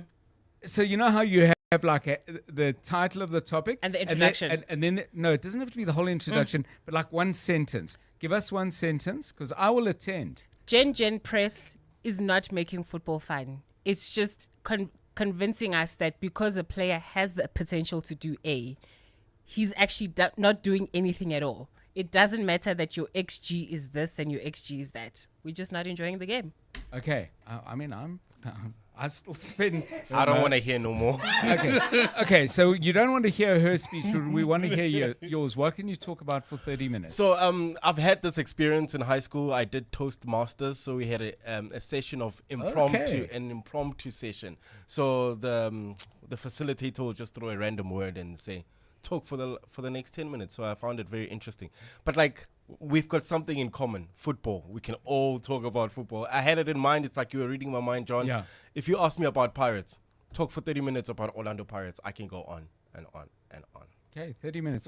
And would it be like across the whole span of the team's history? Okay. The fans, how I got to be a fan that I am today, the influence that I had from my dad, the influence that I'm giving to my son, the whole history, the whole culture. So it's Orlando Pirates and me, in a way. I mean, it's Orlando Pirates in my life. Sure, yes. Okay, got it. So we got a title.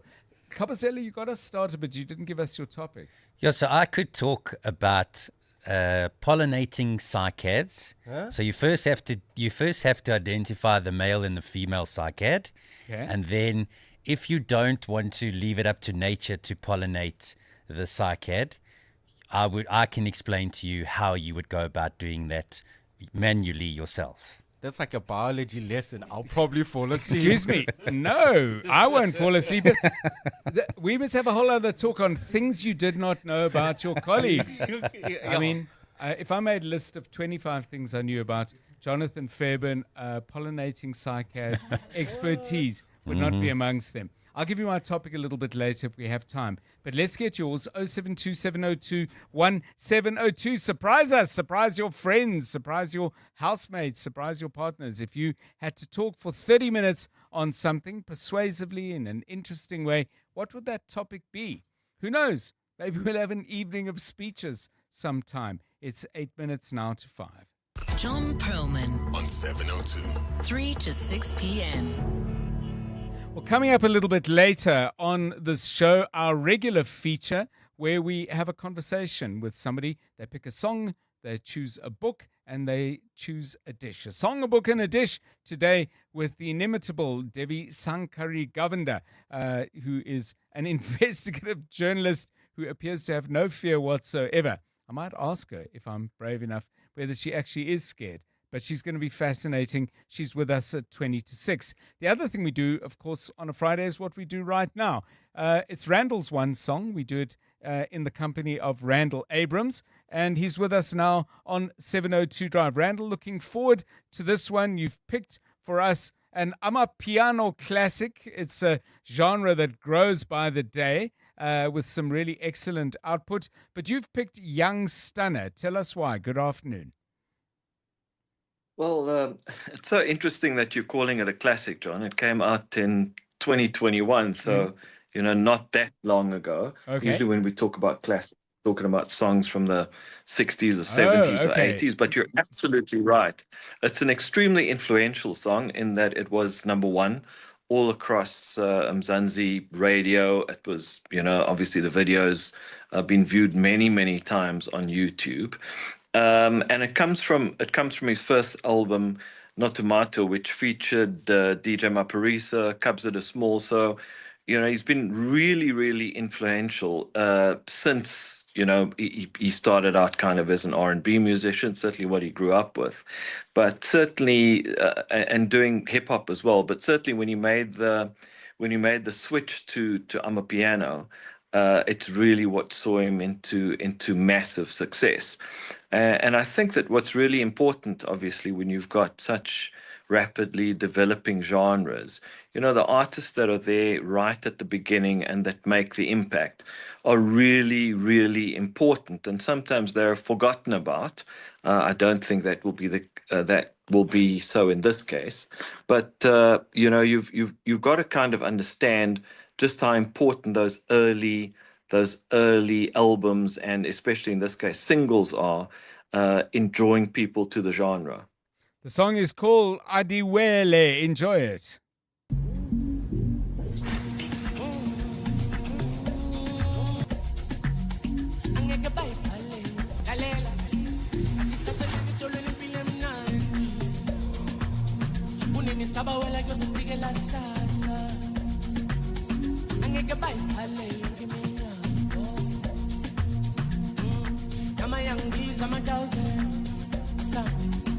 Asihlaseleni solo lempilo emnandi kunini sabawela kuyozofikela kusasa ngeke bayivale yonke iminyaka nama yangibiza amadala asihlaseleni solo lempilo emnandi kunini sabawela kuyozofikela kusasa ngeke bayivale yonke iminyaka nama yangibiza amadala nama yangibiza amadala nama yangibiza amadala nama yangibiza amadala nama yangibiza amadala nama yangibiza amadala nama yangibiza amadala Nama young bees, I'm a thousand.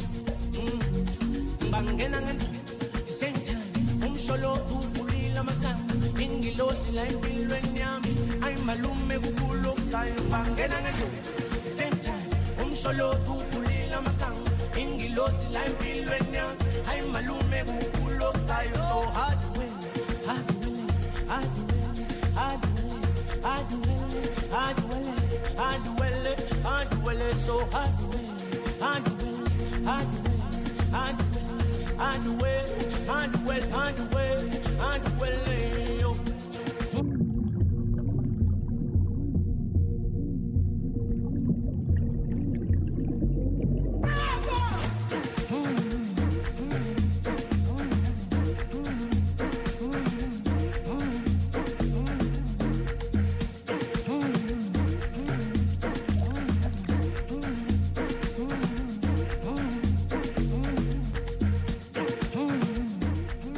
So, Randall, I'm interested to ask you. So, we're talking about Amapiano, and there's been so many musical trends over many years, and you've observed or either reached back and understood many of them.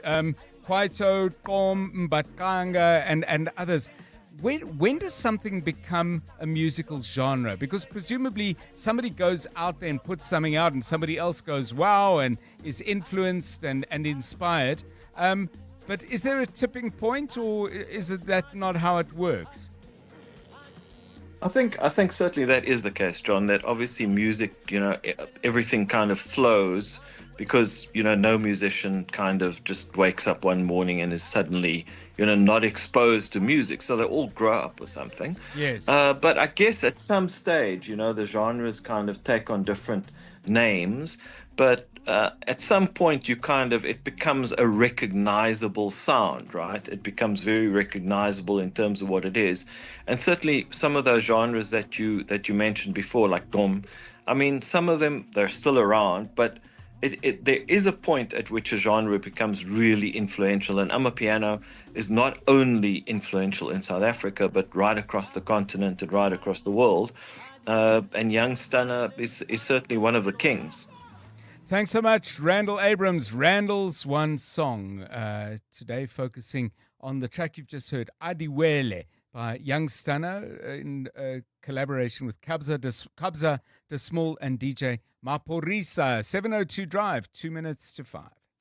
Africa Milani. Weekday mornings, 4 to 6. Africa, as you mentioned, that it's Friday. Let's loosen up. I'm a blind person. Now, Africa, when time has come for shelling, whose task is that? I'm the one who must do it, or the lady must do it? Wait, help me understand firstly, gentlemen. What does shelling mean? Oh, is it courting? Okay. That's what we call it in this class. Ooh, I'm showing my age there. In 2025, anyone can do it. I think 25 years ago, 50 years ago, it would be the job of the man to approach the woman. Africa Milani. 4 to 6 on 702. My colleague Mandy Wiener has written a new book, and we're having a launch of that book at 702. Wouldn't you like to come? Midday Report host Mandy Wiener has written a book about the negotiations that took place after last year's election. That in turn led to the formation of the Government of National Unity. Her new book is called The Deal. The interviews that make up the content are absolutely fascinating. Now, Clement Manyatela will be interviewing Mandy about the book on his show on Wednesday, the 8th of October at 10 a.m. But we're doing this one a little bit differently. We've decided this needs to happen in front of a studio audience. So How about being part of it? You can visit us here at 702 and then sit back and watch and listen as Clement interviews Mandy about her fascinating work. If you are interested, please send us an email to contact@702.co.za. That's contact@702.co.za to be part of the studio audience for Mandy's book launch in the company of Clement Manyatela. It's all happening next Wednesday at 10 a.m. 702, let's walk the talk. Last orders coming through during your drive home or at midnight. Your customers check out whenever, wherever. With seamless payment integration and over 18 ways to get paid, PayFast by Network is built to keep up. And when it's time to grow, funding with Easy Advance helps you take the next step. Always open for late nights, for early starts, for you. Sign up today at payfast.io. PayFast has partnered with TimeBank to offer funding to your business. Welcome to the brand new days. Sail the world with Norwegian Cruise Line, with more to see, more to do, and more to enjoy. Plus, upgrade your holiday with NCL's More at Sea for premium beverages, specialty dining, and much more. Think international cruising. Think NCL. For the best deals available, visit ncl.com or contact your travel agent. Restrictions apply. Welcome to the brand new days. When I say insurance, you say pineapple. Insurance. Pineapple. Insurance. Pineapple. Insurance. Pineapple.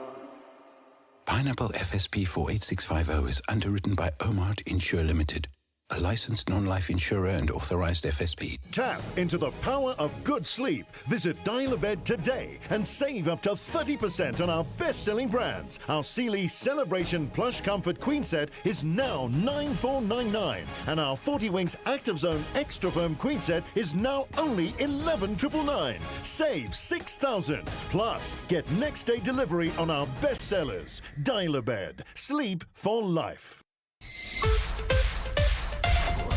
This is EWN. South Africa sends a team to France to help probe Mthethwa's death, and former SABC execs ordered to pay back the money.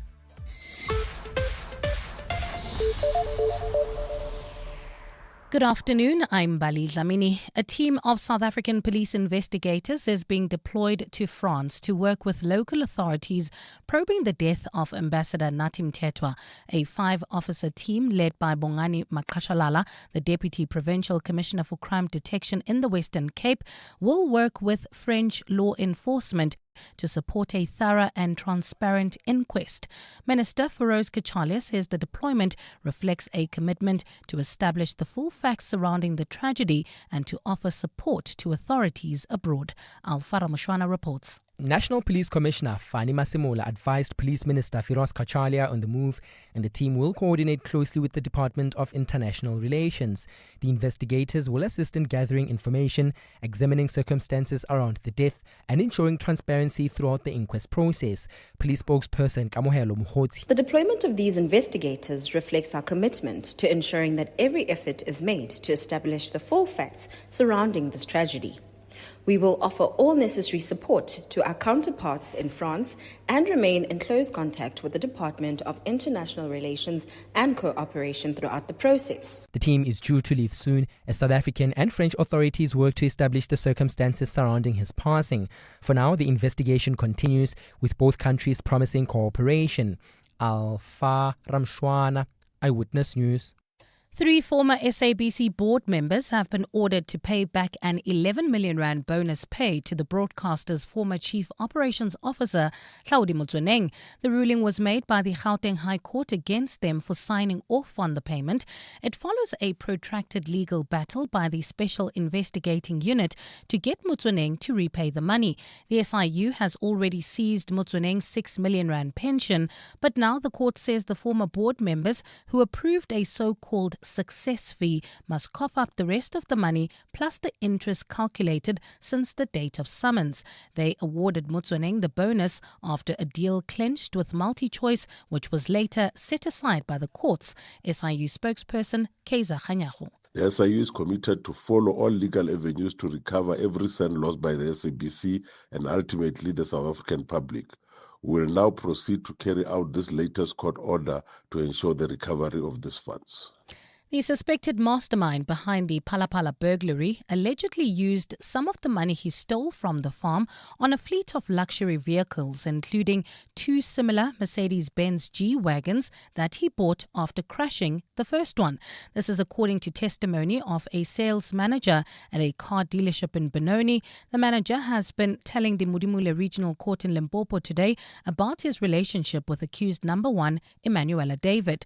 David, along with siblings Froliana and Ndilinasho Joseph, are currently on trial for allegedly breaking into President Cyril Ramaphosa's farm in February 2020, where they allegedly stole $580,000 in cash. Tabiso Koba has more. The sales manager testified in court today that in the year 2020 alone, he sold 6 cars to Emanuela David, totaling about 4.2 million rand. He says David used US dollars to pay for the cars, which prompted State Prosecutor Nketeni Munyai to ask this question. Did you perhaps inquire from accused number 1 as to the source of his funds? To which the sales manager replied, Yes, I did. He was from Namibia. He should sell diamonds. He should get diamonds from Namibia and take it to Cape Town. Then somebody from Dubai should come through, pick it up and pay him in dollars. When asked what is the dealership's process for accepting foreign currency, the sales manager says he doesn't know, as that part was handled by his boss. Tabiso Koba, Eyewitness News, Limpopo.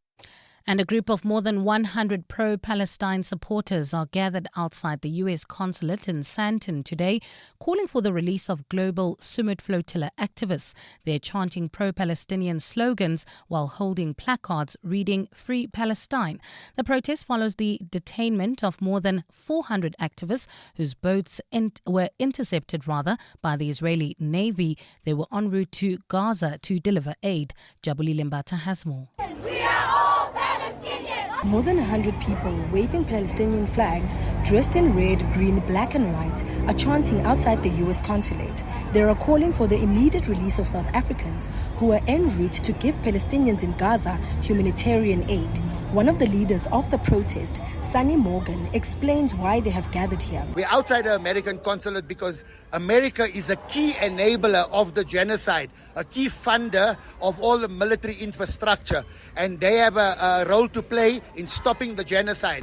The protest is one of a few taking place across the country, including one outside the Israeli embassy in Pretoria and outside Parliament in Cape Town. Jabuli Nambata, Eyewitness News, Sandton. Gold is trading at $3,881.76 an ounce. The rand is at 17.23 to the dollar, 23.20 to the pound, 20.23 to the euro, and Brent crude oil is at $64.11 a barrel. Accidents in Midrand N1 northbound before Allendale Road still causing huge delays all the way from the Butlu interchange and also traveling through Alex Calvin area heading towards Midrand. There's that accident seen on the N3 northbound near Marlborough Road causing huge delays. In your sport, ruthless England thrash Proteas women in World Cup opener.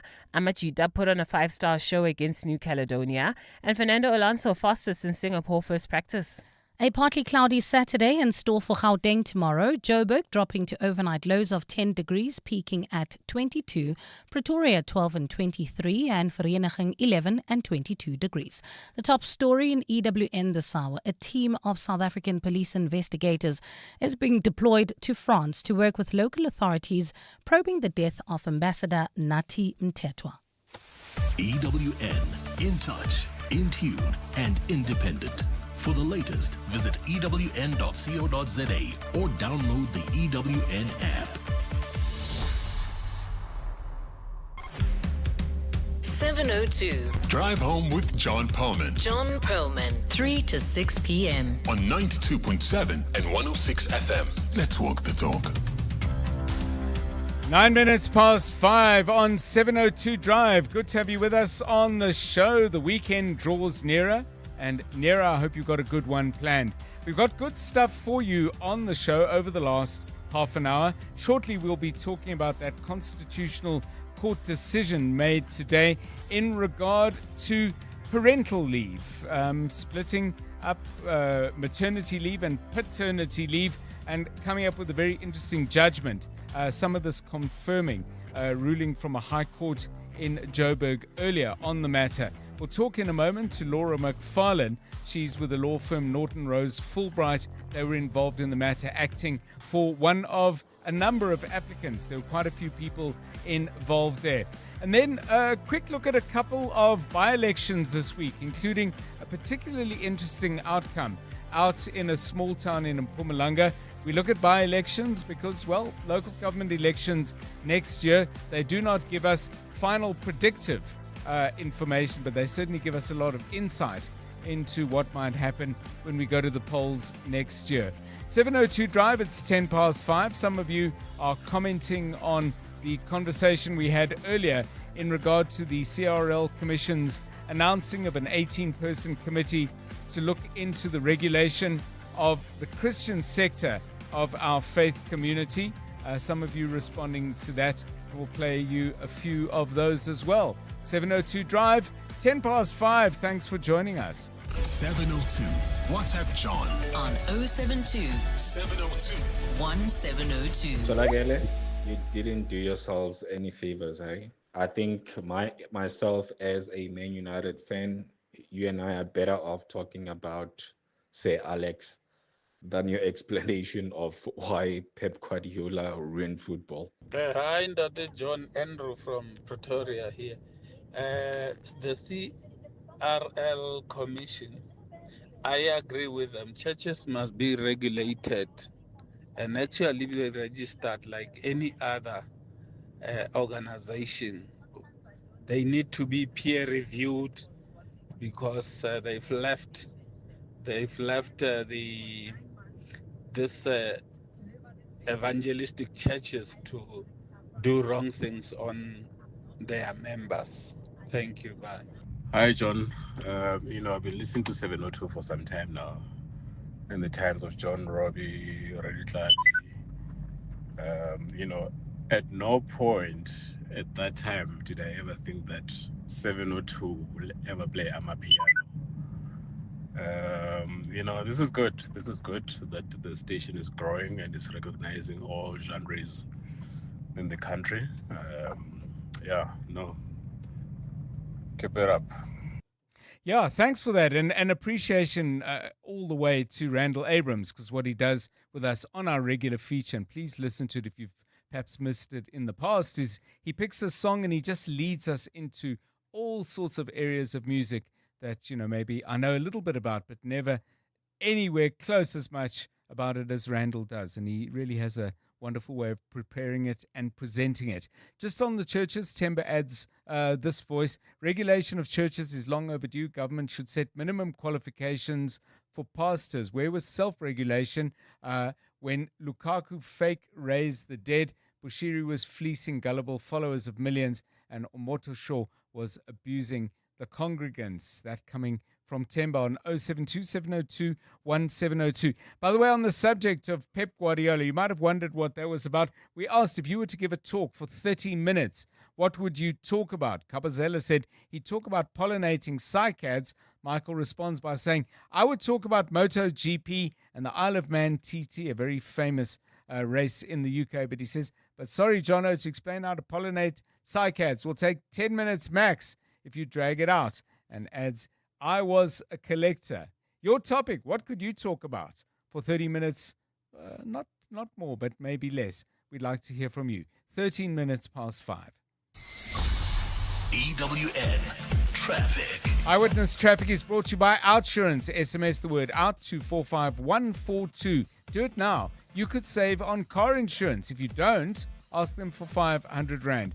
Midrand is still a problem, Karabo explains. Traveling towards Midrand, this is coming from Ekurhuleni, coming from Sandton, coming from Four Ways, all a mess. This is due to two accident scenes. There's one in Midrand on the N1 northbound before Ellendale Road, causing huge delays all the way from the Butlu interchange. The other accident scene is on the N3 northbound. This is driving through the Alex Calvin area. This accident scene is just near the Marlborough Drive off-ramp, so expect huge delays all the way from Modderfontein Road. Also in the Edenville area, expect about a 20-minute delay. That's heading towards Bedford View, R24 westbound. Between Edenville Road and the Gilulis interchange, Boksburg, we still have those roadworks causing heavy delays. N17 westbound between Rondebolt and Carnival City. In the city of Tshwane, bumper-to-bumper traffic in Centurion.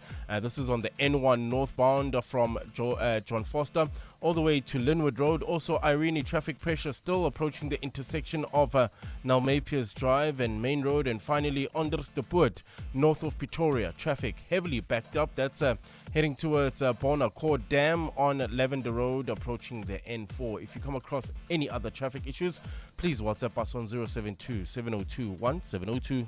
There's more EWN on air, online, and on the EWN app. Clever late excuse number 91. Your alarm clock mysteriously turned itself off. Good luck getting that one over the line. Fortunately, with the OUTsurance pointsmen on the roads, you no longer have to come up with creative excuses for being late.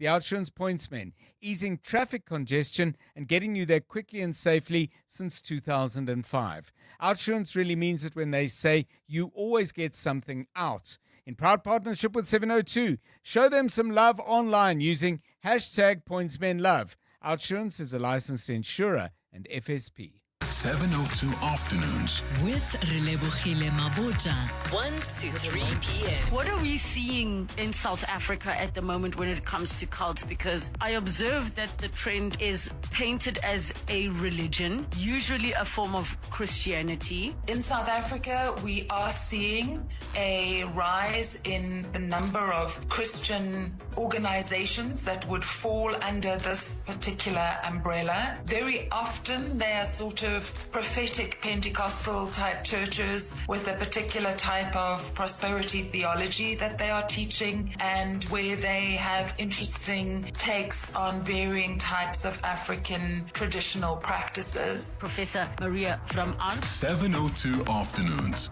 with Relebohile Maboja. Let's walk the talk. The all-new Audi A5 has arrived with a panoramic sunroof that changes transparency and a B&O sound system built into the headrests. Every detail makes driving feel like an art form. Visit your Audi dealership, book a test drive, and experience the Audi A5 from 14,499 Rand per month with a guaranteed future value. Visit audi.co.za for more. T's and C's apply. Brought to you by Audi Financial Services, a division of Volkswagen Financial Services South Africa, Pty Ltd, an authorized financial services and registered credit provider. We're gonna make insurance great again. We're gonna build a wall around high premiums. A big wall, the best wall. And guess what? You're not paying for it. We're gonna grab poor service by the policy. It's gonna be tremendous. Believe me. This message has absolutely nothing to do with the US government. It's paid for by the King of Insurance, who's making insurance great again. Get a quote now. It'll be the best decision. People are saying ever. King Price is a licensed FSP. No fake news, just like her insurance. For those 2 a.m. checkouts or the late night shifts. For the last minute orders and the beginning of the month rush. For the 9 to 5 that becomes a 5 to 9. You don't clock out, and neither should your payments. Pay fast by network, always open for the dreamers, the doers, for you. From e-commerce to in-store payments and business funding, we have you covered. Sign up today at payfast.io. Mzansi, Powerball is bringing the thrill with the jaw-dropping 110 million Rand estimated jackpot this Friday. Don't delay. Play Powerball for an estimated 110 million Rand jackpot today and step closer to a world of endless possibilities. Buy your tickets now in store on nationallottery.co.za, the mobile app, cell phone banking, or simply dial *120 *7529# for USSD. Panda, Pusha, play. Players must be 18 years old and play responsibly. E2 is the proud operator of the National Lottery. You're with John Perlman on 702. Let's walk the talk. Let's focus our attention now at 19 minutes past 5 on a very, very interesting ruling indeed by the Constitutional Court. It deals with parental leave. Now, before, biological mothers under the Basic Conditions of Employment Act were granted 4 months of maternity leave. Fathers received 10 days of paternity leave. It's changed now, according to the Constitutional Court. This was a matter that had been in the High Court 2 years ago in 2023. And my understanding of it is that this 4 months and 10 days is available to the parental couple, and they can set about allocating it as they please based on whatever their work situations might be. It really is entirely up to them. So let's talk about it then with my guest who was involved in this matter, Laura McFarlane, Director at Norton Rose Fulbright and specializing in constitutional and employment law. Ms. McFarlane, welcome, and thanks very much for your time. First of all, I just want to make sure I've understood the ruling correctly, that 4 months, 10 days, it's up to the two of you to decide what you do with it. If that is the case, it seems to me to be highly significant. Correct. Thanks so much for having me. That is exactly what the judgment says, one of the implications. It's a huge change in our parental leave law. There's some nuances to it, so you're absolutely correct. Mothers and fathers can share that 4 months and 10 days. Birthing moms would still have the 6 weeks provision that you can't go back to work unless certified by a doctor, so often that would still be the case in this. And there was also significant changes regarding adoptive leave. I'll come to the adoptive leave in a moment, but I also seem to hear the judge say something in regard to the father, that they would only qualify for this if, under provisions of the Children's Act, they made a legal commitment to actually being a father. So natural birth fathers would qualify. The reference to the Children's Act is simply that certain fathers might have relinquished their rights, other people might have got guardianship and now become a father or adopted a child. So it's simply a way to delineate the ambit of fathers, but no, it's not a particularly onerous qualification. Okay, all right. I thought it was blanket, but you're making very clear. Talk about the provisions in regard to children who are adopted. Sure. So previously, adoptive parents and commissioning parents, so by surrogacy, they would have less leave than parents who have biological children. Now that has been equalized. So they would have exactly the same, the 4 months, 2 weeks, to be able to share between the couple. And the final thing is that the court also declared it unconstitutional that there was no leave previously for parents who adopt a child 2 years and older. The court recognized the child needs time with parents to integrate into the family, and that part is left to the government to decide how to implement and what the cap will be. But that we expect change in that as well, because the court has said it's unconstitutional. So what happens next? I mean, is this now the law? Can somebody on Monday go and say, this is what I've heard and this is what I want? Or do we need Parliament to enact? Correct. It's now enforceable immediately because it's been decided by the Constitutional Court, and they granted interim relief. So the court said that these two acts, the Basic Conditions of Employment Act and the UIF Act, it says that they're unconstitutional, and it said Parliament has 36 months to fix this defect. But in the interim, it's provided largely the relief that our client, Commission for Gender Equality and others, have asked for. It's provided that the 4 months and 2 weeks for parents is available now in terms of leave. The parents who adopt a child 2 years and older, that is not available now. That's for Parliament to work out how they're going to implement it, but the rest of the judgment is available immediately. One thing to note that's not available is UIF benefits. So the court was hesitant to impact the budget without further information. And so they've indicated that while the leave is available immediately, and so employers with paid policies might adjust their policies to suit that, UIF and how that will change we'll see after Parliament works that out and the process goes through NEDLAC and the laws change. So currently you'll only have the UIF benefits that are available prior to this judgment. Thank you so much. Laura McFarlane, director at the law firm Norton Rose Fulbright. They were involved in that matter that was ruled on today at the Constitutional Court. 24 minutes past 5. You're with John Perlman on 702. Right, let's briefly catch up with some by-elections this week. There were 3. One of them in the Eastern Cape was pretty much the ANC in what is generally a stronghold out in the rural parts of the Eastern Cape, pretty much confirming what they have and holding on to Ward 5 in Elundini in the Joe Qabi municipality. But there are 2 others that I think are of particular interest, one in Mpumalanga and one in Tshwane. And to talk about that, we're joined as always by Wayne Sussman. Wayne, good afternoon to you. Let's kick off in the town of Kriel, part of the larger Imalahleni district municipality, or the Nkangala district municipality. Imalahleni is the municipality. DA taking a seat off the ANC. How did they do it and how significant is it? Good afternoon. Good afternoon, John. Basically, we've got to remember that in 2024, while we're all focused on KwaZulu-Natal, the next province to have major political turbulence was in Mpumalanga. And in Mpumalanga, if you remember the first few elections, was really up there with Limpopo as the most secure provinces for the ANC in the country. But because of the proximity of Mpumalanga to KwaZulu-Natal and the fact that there are many Zulu speakers, we saw the ANC fall dramatically. And that certainly played a role here, because what happened is that the DA edged the ANC by 30 votes.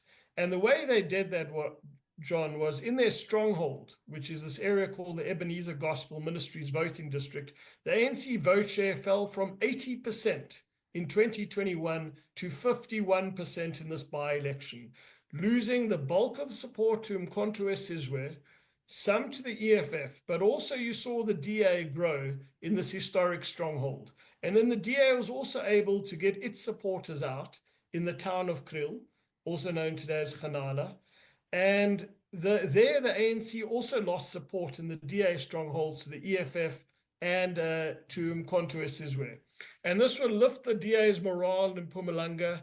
It will lift, it'll give them a lot of motivation going forward. And basically now the key municipality of Imalahleni is hung. The ANC now loses a seat and has 34 out of 68 seats, and they'll need to find a coalition partner to pass budgets and important legislation, John.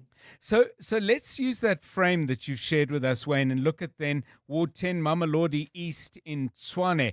Now, the ANC fell 6% between the previous election and now.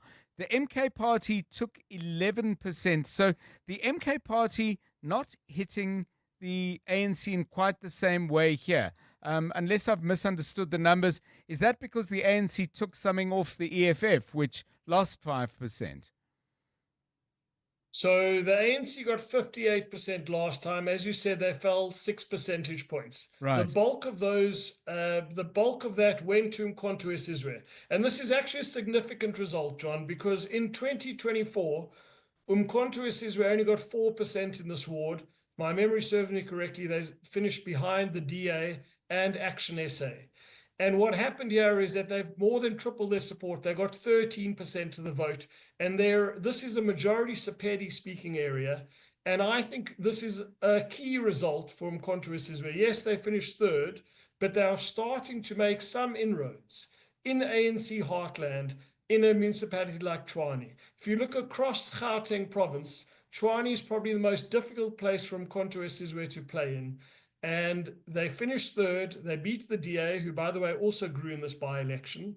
And they'll be satisfied with that result. And equally, I think the ANC will be satisfied that they didn't fall below the 50% mark in a stronghold like Mamelodi, because I think that would be somewhat of an existential concern. Yes. They're above the 50% mark, so it's not a train smash. Fascinating stuff, and there's a whole round of by-elections coming up on the 15th of October, one in Soweto, two in the Western Cape. We're in the Northwest, in a rural part, and then in the Eastern Cape and in Musina, in the far north of the country. Wayne back with us, I'm sure, to talk about those. 28 minutes past 5. EWN Business. Stephen Curtis, all yours. Good afternoon. Good afternoon to you, John. Well, another strong day for the JSE All Share, up 1.56% at 109,778. Tantalizingly close to 110,000. Bear in mind, just 9 weeks ago, the JSE All Share passed 100,000 for the first time. So the index is up. Just the index is up nearly 10% in just 9 weeks. Very much a gold and platinum story. Some of our blue chip companies have done very nicely, but it really is, I would say, probably the majority of this is gold. Gold price has just been unbelievable, and that's pushed gold shares up. But platinum price is up, and again today, going past $1,600, and that probably informs the decision by Tharisa to go ahead with their underground mining project. They've got that big open pit platinum mine in Northwest. They've confirmed now that they will go underground. They're basically investing in more platinum production. It does make sense, and you wouldn't have said this a year ago, but it really does seem to be the right way forward. Financials up 1.89%, industrials up 1.25%, resources, of course, up 1.62% on the day. South 32 up nearly 6%, Telkom up 5%, and DRD Gold up 4.75%, Momentum up 4% on the day as well. Italtal down nearly 2%, AB InBev down nearly 1.5%, and SPAR down 1.13%. Strange things going on in the US, John, a comment which probably would have been true at any time over the last century, but particularly around data. So because of the shutdown of the US federal government, there's no jobs data. That would normally come out this morning American time, but a couple of hours ago now it hasn't. Despite that, and that would obviously inform interest rate expectations, but despite that, the market just betting that actually we are going to have another interest rate cut in the US. The Dow Jones is up 0.76, the Nasdaq is up 0.21, the S&P 500 is up 0.41. The gold price, $3,879.31 an ounce. Platinum above $1,600, $1,601.80. Brent crude slipping a bit, John, as $64.69. The rand to the dollar, 17.23 to the euro, 20.24 to the British pound, 23.21. On the Money Show tonight, we will look at what happens if you just work for another 5 years. Don't know if I want to ask you how that would feel like, but in terms of your retirement, what that means if you retire just 5 years later, but also looking at this new plan. Business Live has this story. Government, instead of demanding BE through ownership, would basically, if you were an unlisted company, if you gave 3% of your revenue to the Transformation Fund, you would automatically qualify for Level 3 broad-based black economic empowerment. Stephen Curtis, EWN Business.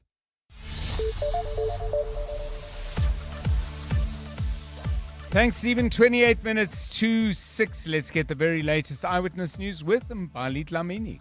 Thanks, John. Good afternoon. Cooperative Governance Minister Velenkosini Hlabisa has called on municipalities to come up with concrete plans to restore public trust.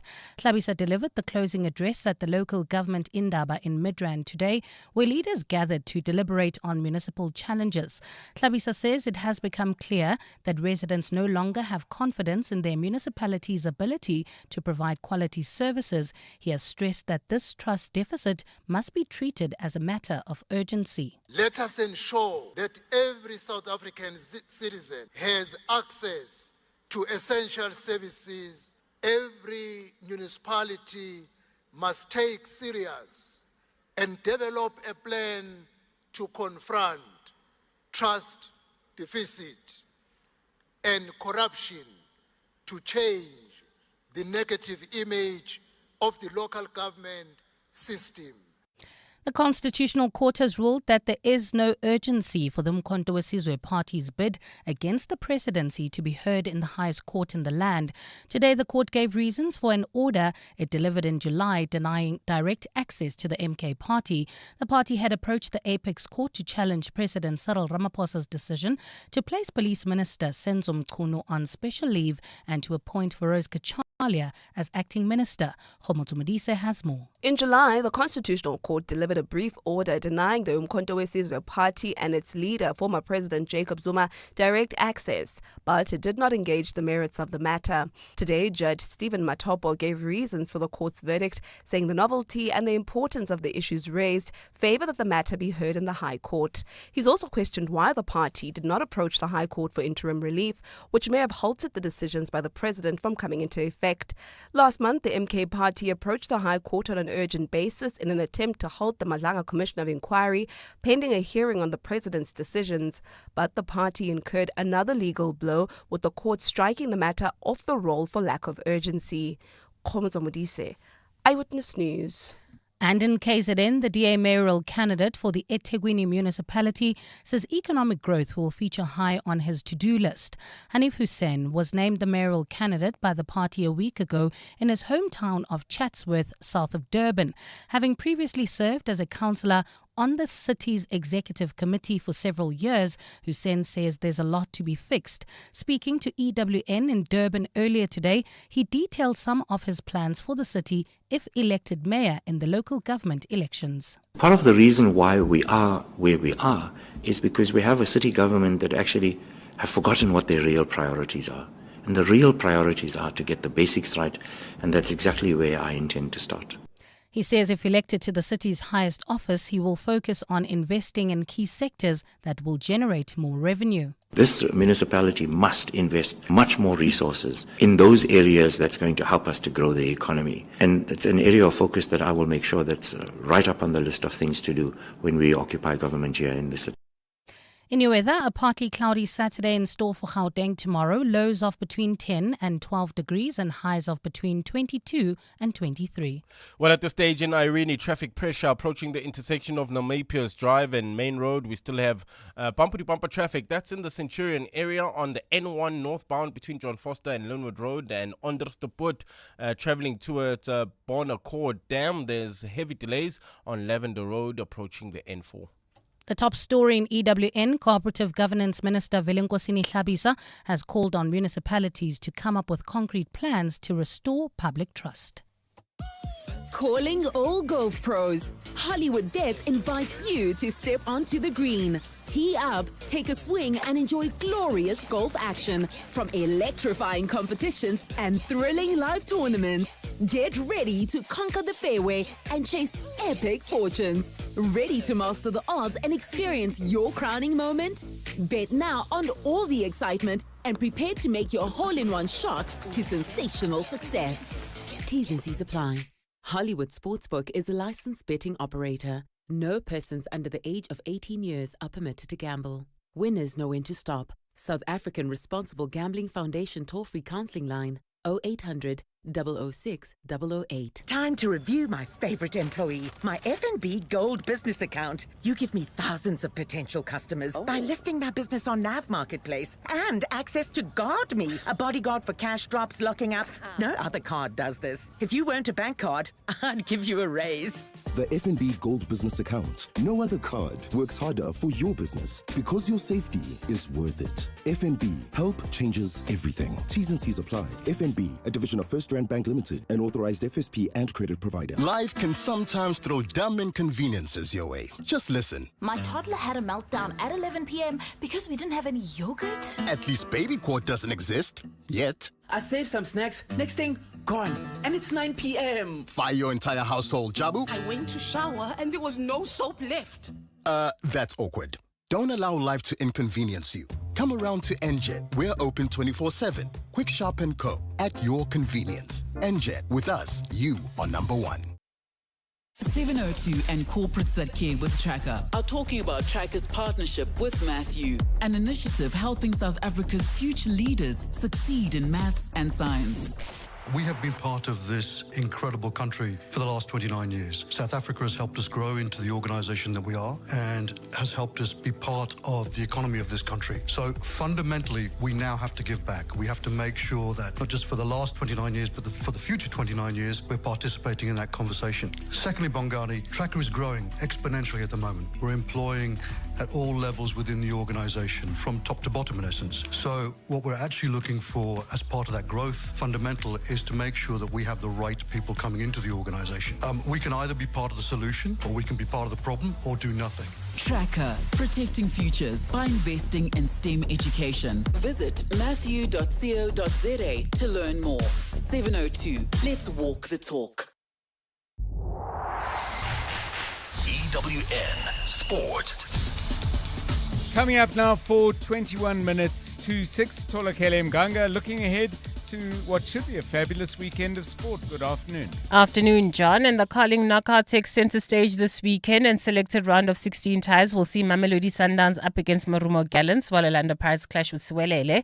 Kaizer Chiefs are up against Stellenbosch, and co-coach Cedric Kaze has discussed if their Nedbank Cup success can help them in this competition. I have to be realistic. It's not going to help. We need to start all over, to play a Stellenbosch team that is hungry, that wants to redeem themselves from the league games. There is no specialist in cups and league games, but it's the momentum that you need yourself to create. We are doing everything to create that momentum. For Miguel Cardoso, he's discussed the importance of this competition for the Brazilians, having lost to Makesi in last year's final. We know expectations are for us to play the highest quality football as possible, because that's a demand that doesn't just exist in Sundowns. The other teams' results is enough. For us, results are not enough, because people always say Sundowns must win, but must play always in the level that people would like it to happen. And we also, because we also like to play good football, we also like to be affirmative, associative, dominant. The big game of the weekend in the Premier League sees Chelsea up against Liverpool. Enzo Maresca has discussed if this is the perfect time to face the Reds, who've lost back-to-back games. There is vulnerability about any team in the world, not just Liverpool. But if a team win all the games, it's impossible to catch them. When we did the interview, after 5 games, they had 50 points. My words was, if they continue in the same way, it's impossible to catch them. Now they lost 1 game, 2 games that show that there is vulnerability, and this is something for me from not just Liverpool, from all the teams in the world. The Springboks can seal the rugby championship when they face Argentina this Saturday at Twickenham. Sasha Feinberg Mgomezulu was a star man as the Boks claimed a 67-30 win last weekend, and his teammate Damien Dialende expects more of the same tomorrow. Yeah, it's incredible. I don't think Sasha knows what happens next sometimes, which is also a good thing. But yeah, for me, I do try and help him on the field, and try and chat to him and tell him where the space is. But I think sometimes he sees the space before anyone else, and I think it's just important for not just me but the guys around him to let him flourish and not take his time and space away. And the Proteas got their Women's Cricket World Cup campaign off to the worst possible start following a 10-wicket loss to 4-time champions England. That defeat puts their net run rate at a negative, and they next take on New Zealand on Monday. Tolakele Mganga, Eyewitness News Sport. EWN Traffic. 19 minutes to 6. Some of you are out on the roads already. Never fear. Karabo Chale is here. Well, I'm afraid if you are traveling towards the Midrand area, fear those delays on the N1 northbound. This is accident scene before Allendale Road. This is causing huge delays all the way from the Butler interchange. Also in the Calvin Alex area, there's an accident scene N3 northbound near Marlborough Drive, causing huge delays all the way from Modderfontein Road, Edenvale. There's about a 20-minute delay traveling towards Bedfordview, R24 westbound between Edenvale Road and the Kilulis interchange. Boksburg, roadwork still causing heavy delays heading towards Brakpan, N17 eastbound between Rondebolt and Carnival City. And finally in the city of Tshwane, there's bumper-to-bumper traffic in Centurion on the N1 northbound from John Foster all the way to Linwood Road. If you come across any other traffic issues, please WhatsApp us on 072-702-1702. There's more EWN on air, online, and on the EWN app. A song, a book, and a dish. On 702. 702 Drive, it's 18 minutes to 6. This is the time of the week where we get someone into the studio and into conversation. We are always keen to know more about people that you think you already know. And one way we do that is to say, pick a song, and they'll tell us why they chose that. A book, it could be a book that inspires them or a book that they think we ought to read. And then, of course, we always have to talk about food, not just because food is delicious, but because food gives you some insight, perhaps, and an opportunity to hear stories about meals shared. and what those meal times were like. My guest today is absolutely no stranger to all of you, but there are many, many South Africans, I think, who wished that they had never met her. And I mean that in the best possible way. Devi Sankri Govender has done remarkable work, firstly on Carte Blanche and now with the Devi Show, catching up with people who either mean to do bad things or in most instances have already done. Her power as an investigative journalist is remarkable. Her presence on screen confronting people often 4 times her size makes for compelling television. And I have to say, I have never, ever seen her back down. Devi, it's wonderful to have you with us in the studio. Thanks for joining us. Thank you so much for having me.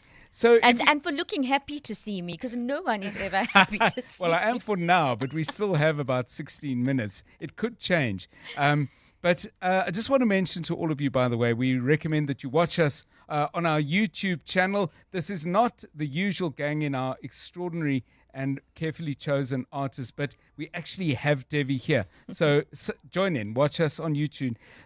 Devi, let's go back to early life in Umzinto, very small town, and you'll tell us in a moment how small, south of Durban, south and a little bit west, 68 k's from Durban. You describe it as a small town. Was there anything in your early life that suggested that you might go on to do what you've done? I think so. When I look back on it all, I think I started my 10,000 hours at a very early age. Because my parents called me extremely inquisitive, which wasn't a good thing back in the 70s because you were meant to be seen and not heard. Yes. I grew up in an extremely strict Hindu home. I went to Catholic convent school. But maybe it makes sense. That's why I turned out the way that I did. But even at school, always did public speaking competitions, always had to have the last say. So I think for me, it was all definitely there. So inquisitive is part of what you do, but being somebody who is willing to stand your ground, were there other manifestations of that? I mean, were you the one who stuck up for kids who were being bullied? Were you the one who said to teachers, actually, you know what, maybe not? I was always a straight talker. Yes. And I particularly felt for people. I remember that when I was in about standard 2, there was one of my friends was accused of stealing money from somebody's school bag, and I know she didn't do it. Yes. So I thought, well, I'm going to find the person who's doing it because they will do it again. And during break, I would wait outside the class, hide. And I found the person who did it and caught them in the act. So for me, it was always important. I knew she hadn't done it, but I mean, kids can be mean, and I could see how it had changed her life for a long time after even. So what's happening at home that's shaping you to be this? Obviously, you became yourself, but your mom, for example, I hope I say her name right, Morganagi? Not bad. Morganagi Govender. That's my mom. Okay, and you sent us a quote that you shared with us from her. She said, get educated because then nobody can tell you what to do. So obviously someone who didn't have opportunity herself, but was already creating a little band of steel in you around, you can shape how other people treat you. And I think it was so important and she was very ahead of her times because she grew up in Nanda on the North Coast and she had matric, but my mum was super smart and had she been given the opportunity, I'm telling you, she would have been somebody. And in my home, it was just my sister and I, which was actually a blessing because I never had a brother. Yes. So I then became my father's son. I mean, for years, he called me boy. He's got advanced dementia now, and when he sees me, sometimes I think he realizes who I am, and he'll say boy. Yes. So that is lodged, eh? It lodged, and so I did things that were out of the ordinary. I want to ask you about your dad, Anantha Pragasen. Not bad. Anand the Pragasen Governor. Okay, boy, I'll need some work on that. But he became an optometrist, but there's a story behind it that maybe also shaped you in terms of how sometimes the straight road is not going to get you to where you want to go, perhaps. So my dad, his parents, my grandfather was a small-time sugarcane farmer, and my dad being the eldest, typical Indian thing now, because you must become a doctor, right? Yes. You know, Indian people, we lack double specialists. You Right. get to sit in the front rows and the front tables of the weddings. Mhm. The teachers and the journalists, we sit Okay. at the back. So my dad couldn't study optometry in South Africa because a person of color.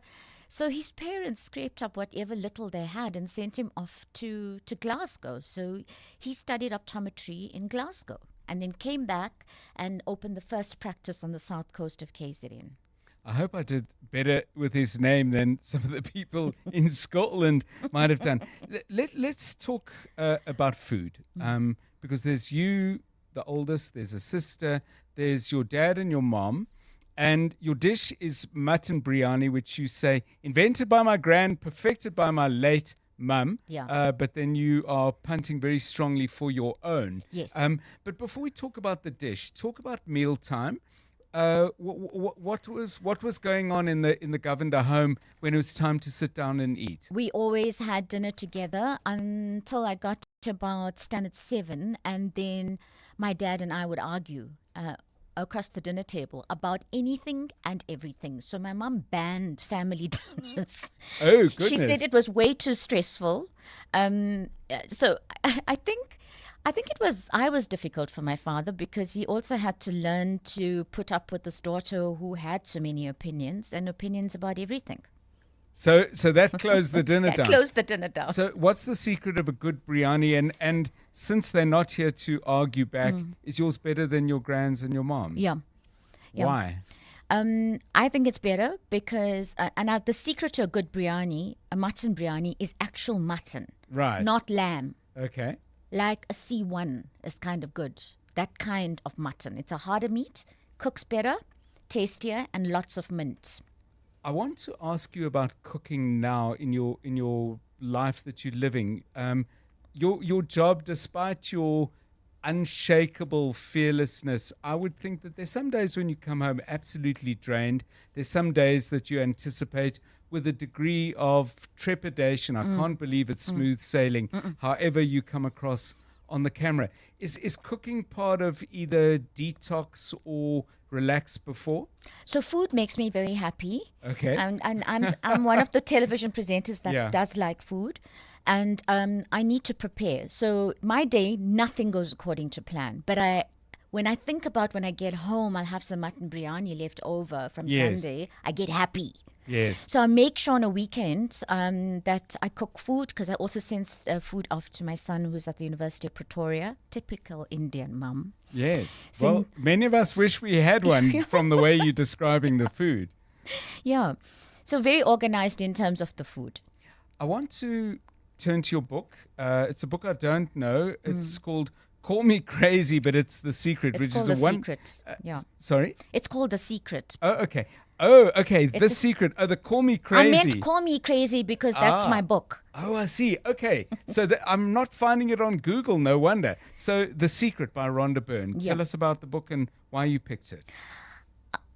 Here's the thing. I just wish more people would realize that what you put out is what you get back. Yes. Because then we start to be a lot more accountable about who we are and how we walk the earth. It's all about the law of attraction. And we spend so much time talking to ourselves. We spend more time talking to ourselves in our head than we do speaking to each other. Right. And instead of berating ourselves, I keep saying we need to change the words we use to communicate with ourselves and put it out there. I believe in the power of manifestation. I manifested working on carte blanche. I saw the first carte blanche when I was 14 years old, growing up in Umzinto. And you said, I'm headed there. I told my parents as the credit rolled up the screen, one day I'm going to work for those people. So I know your mom has passed and your dad's got some health challenges, but have they had enough years to gratify you of saying, that's my daughter? She may not be a doctor, but darn, she's good. Yeah, I may not be a pediatric nephrologist, but anyway, here I am. I would think so, but I remember when I told my parents I wanted to work for Carte Blanche, I remembered hearing my dad say to my mom in the kitchen, he said, Mom, let me tell you something. This girl, she's going to bring us nothing but trouble. But of course, when everything worked out the way that it did, they knew I was always going to work for Carte Blanche. Yeah, I'm wondering about your private life. So how many kids? 2. Okay, so there's your kids, there's your husband, the 4 of you are Our 2 out dogs. Well, the dogs wouldn't necessarily come to where I'm about to say. You're out for a really nice meal. Have you had privacy challenges? Yes. And tell us about how you've dealt with that. I think I like people. Yes. So we get interrupted all the time at a dinner, but I've always raised my kids knowing that if it wasn't for those people, your mom wouldn't have a job. And if those people didn't support me, then I wouldn't have any support, which means I'd become irrelevant a long time ago. I'm thinking of your kids. I'm picturing them at school, and there's an issue at the school, and a car pulls up, and you get out, and you head for the principal's office. If they all said, okay, we give up. So I'm an ex-high school teacher. Yes, yes. My kids knew very early on, don't come home and complain about the teacher. Okay. Because I'm going to take the teacher's side and I'll chat to her and work out what happened. Right. And remember, when your mum works for carte blanche, then you may think that you will never have a problem in your life. Yeah. I let them sort out their own problems. Very seldomly would I interfere. I'd try and guide and say, well, what do you think you need to do now? But always left it up to them. Because statistically, so-called successful parents rarely have successful children because... You know, when you're busy chewing the fat, why must you do anything? And there's too much static in it, which actually leads me to something very interesting. There may be an expectation when you meet people socially, perhaps you move neighborhoods or you get introduced at people you know introduce you to people you don't. Is there a kind of expectation of what you might be like, and do you almost consciously try and disabuse that and just say, I'm many things, and tonight I'm going to be not what you expect? I think everybody expects me to be quite prim and proper and straight-faced, no sense of humor, and I am the complete opposite. You would have to have a sense of humor if you've been doing what I've been doing for over 30 years. I can imagine 100%. I'm a lot more relaxed, I think, in person. You've chosen a fabulous song, and we're going to play it in a moment, but very, very briefly, is there any music you play on your way to what you know is going to be a tough shoot, on your way home from something that's worked well but has been draining? I mean, is music any part of your prep at all? It's a big part of my life. Okay. 80s. I mean, the 80s just completely rocked in terms of music. Yeah. And that's the kind of music I listen to. I've recently started I've been downloading some covers, which I've been enjoying, listening to other voices and different takes on songs that we all know. But, I mean, I'm always flying down Winnie Mandela in the morning, not too fast, keeping to the 80. Cop's always there anyway. And I've got the music's blasting. Okay, well, this is a song that is one of my favorites. It's absolute brilliant work by Journey. Don't Stop Believing, and it's your choice. Quickly, if you can, why this song? This song is me. Okay. I feel I'm that girl. And it was Charlize Theron in Monster as well, actually, if I recall. True. A small town girl, eh? Yep, that's me. And I just think anything is possible. Just get on the train. Go. Just move forward. Well, I'm very glad that you didn't get on a train, but you did get in a car and come and join us here on 702 Drive. This is a fabulous song to conclude a wonderful interview with my guest, Devi Sankari Govinda. Thanks so much for sharing with us your song, your book, and your dish. Let's enjoy Journey.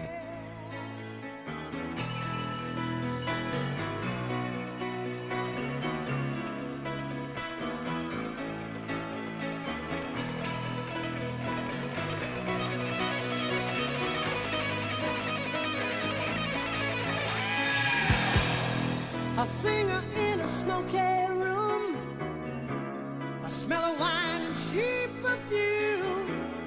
For a smile they can share the night. It goes on and on and on and on. Strangers waiting up and down the boulevard. Their shadows searching in the night.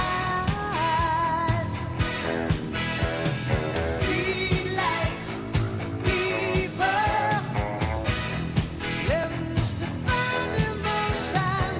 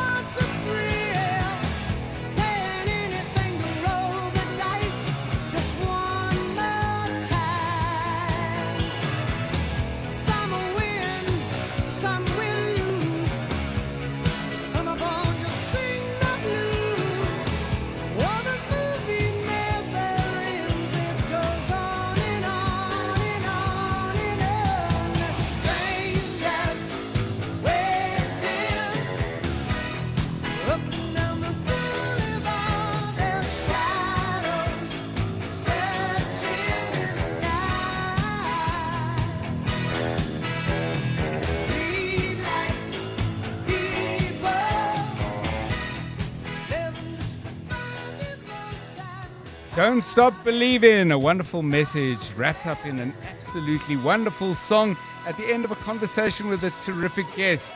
I've really enjoyed today's edition of 702 Drive, put together by Jonathan Fairburn and Rifue Litsua. Karabo Malapile is our technical producer. I'm John Perlman. Have a great weekend. Go on, do it. Don't stop believing.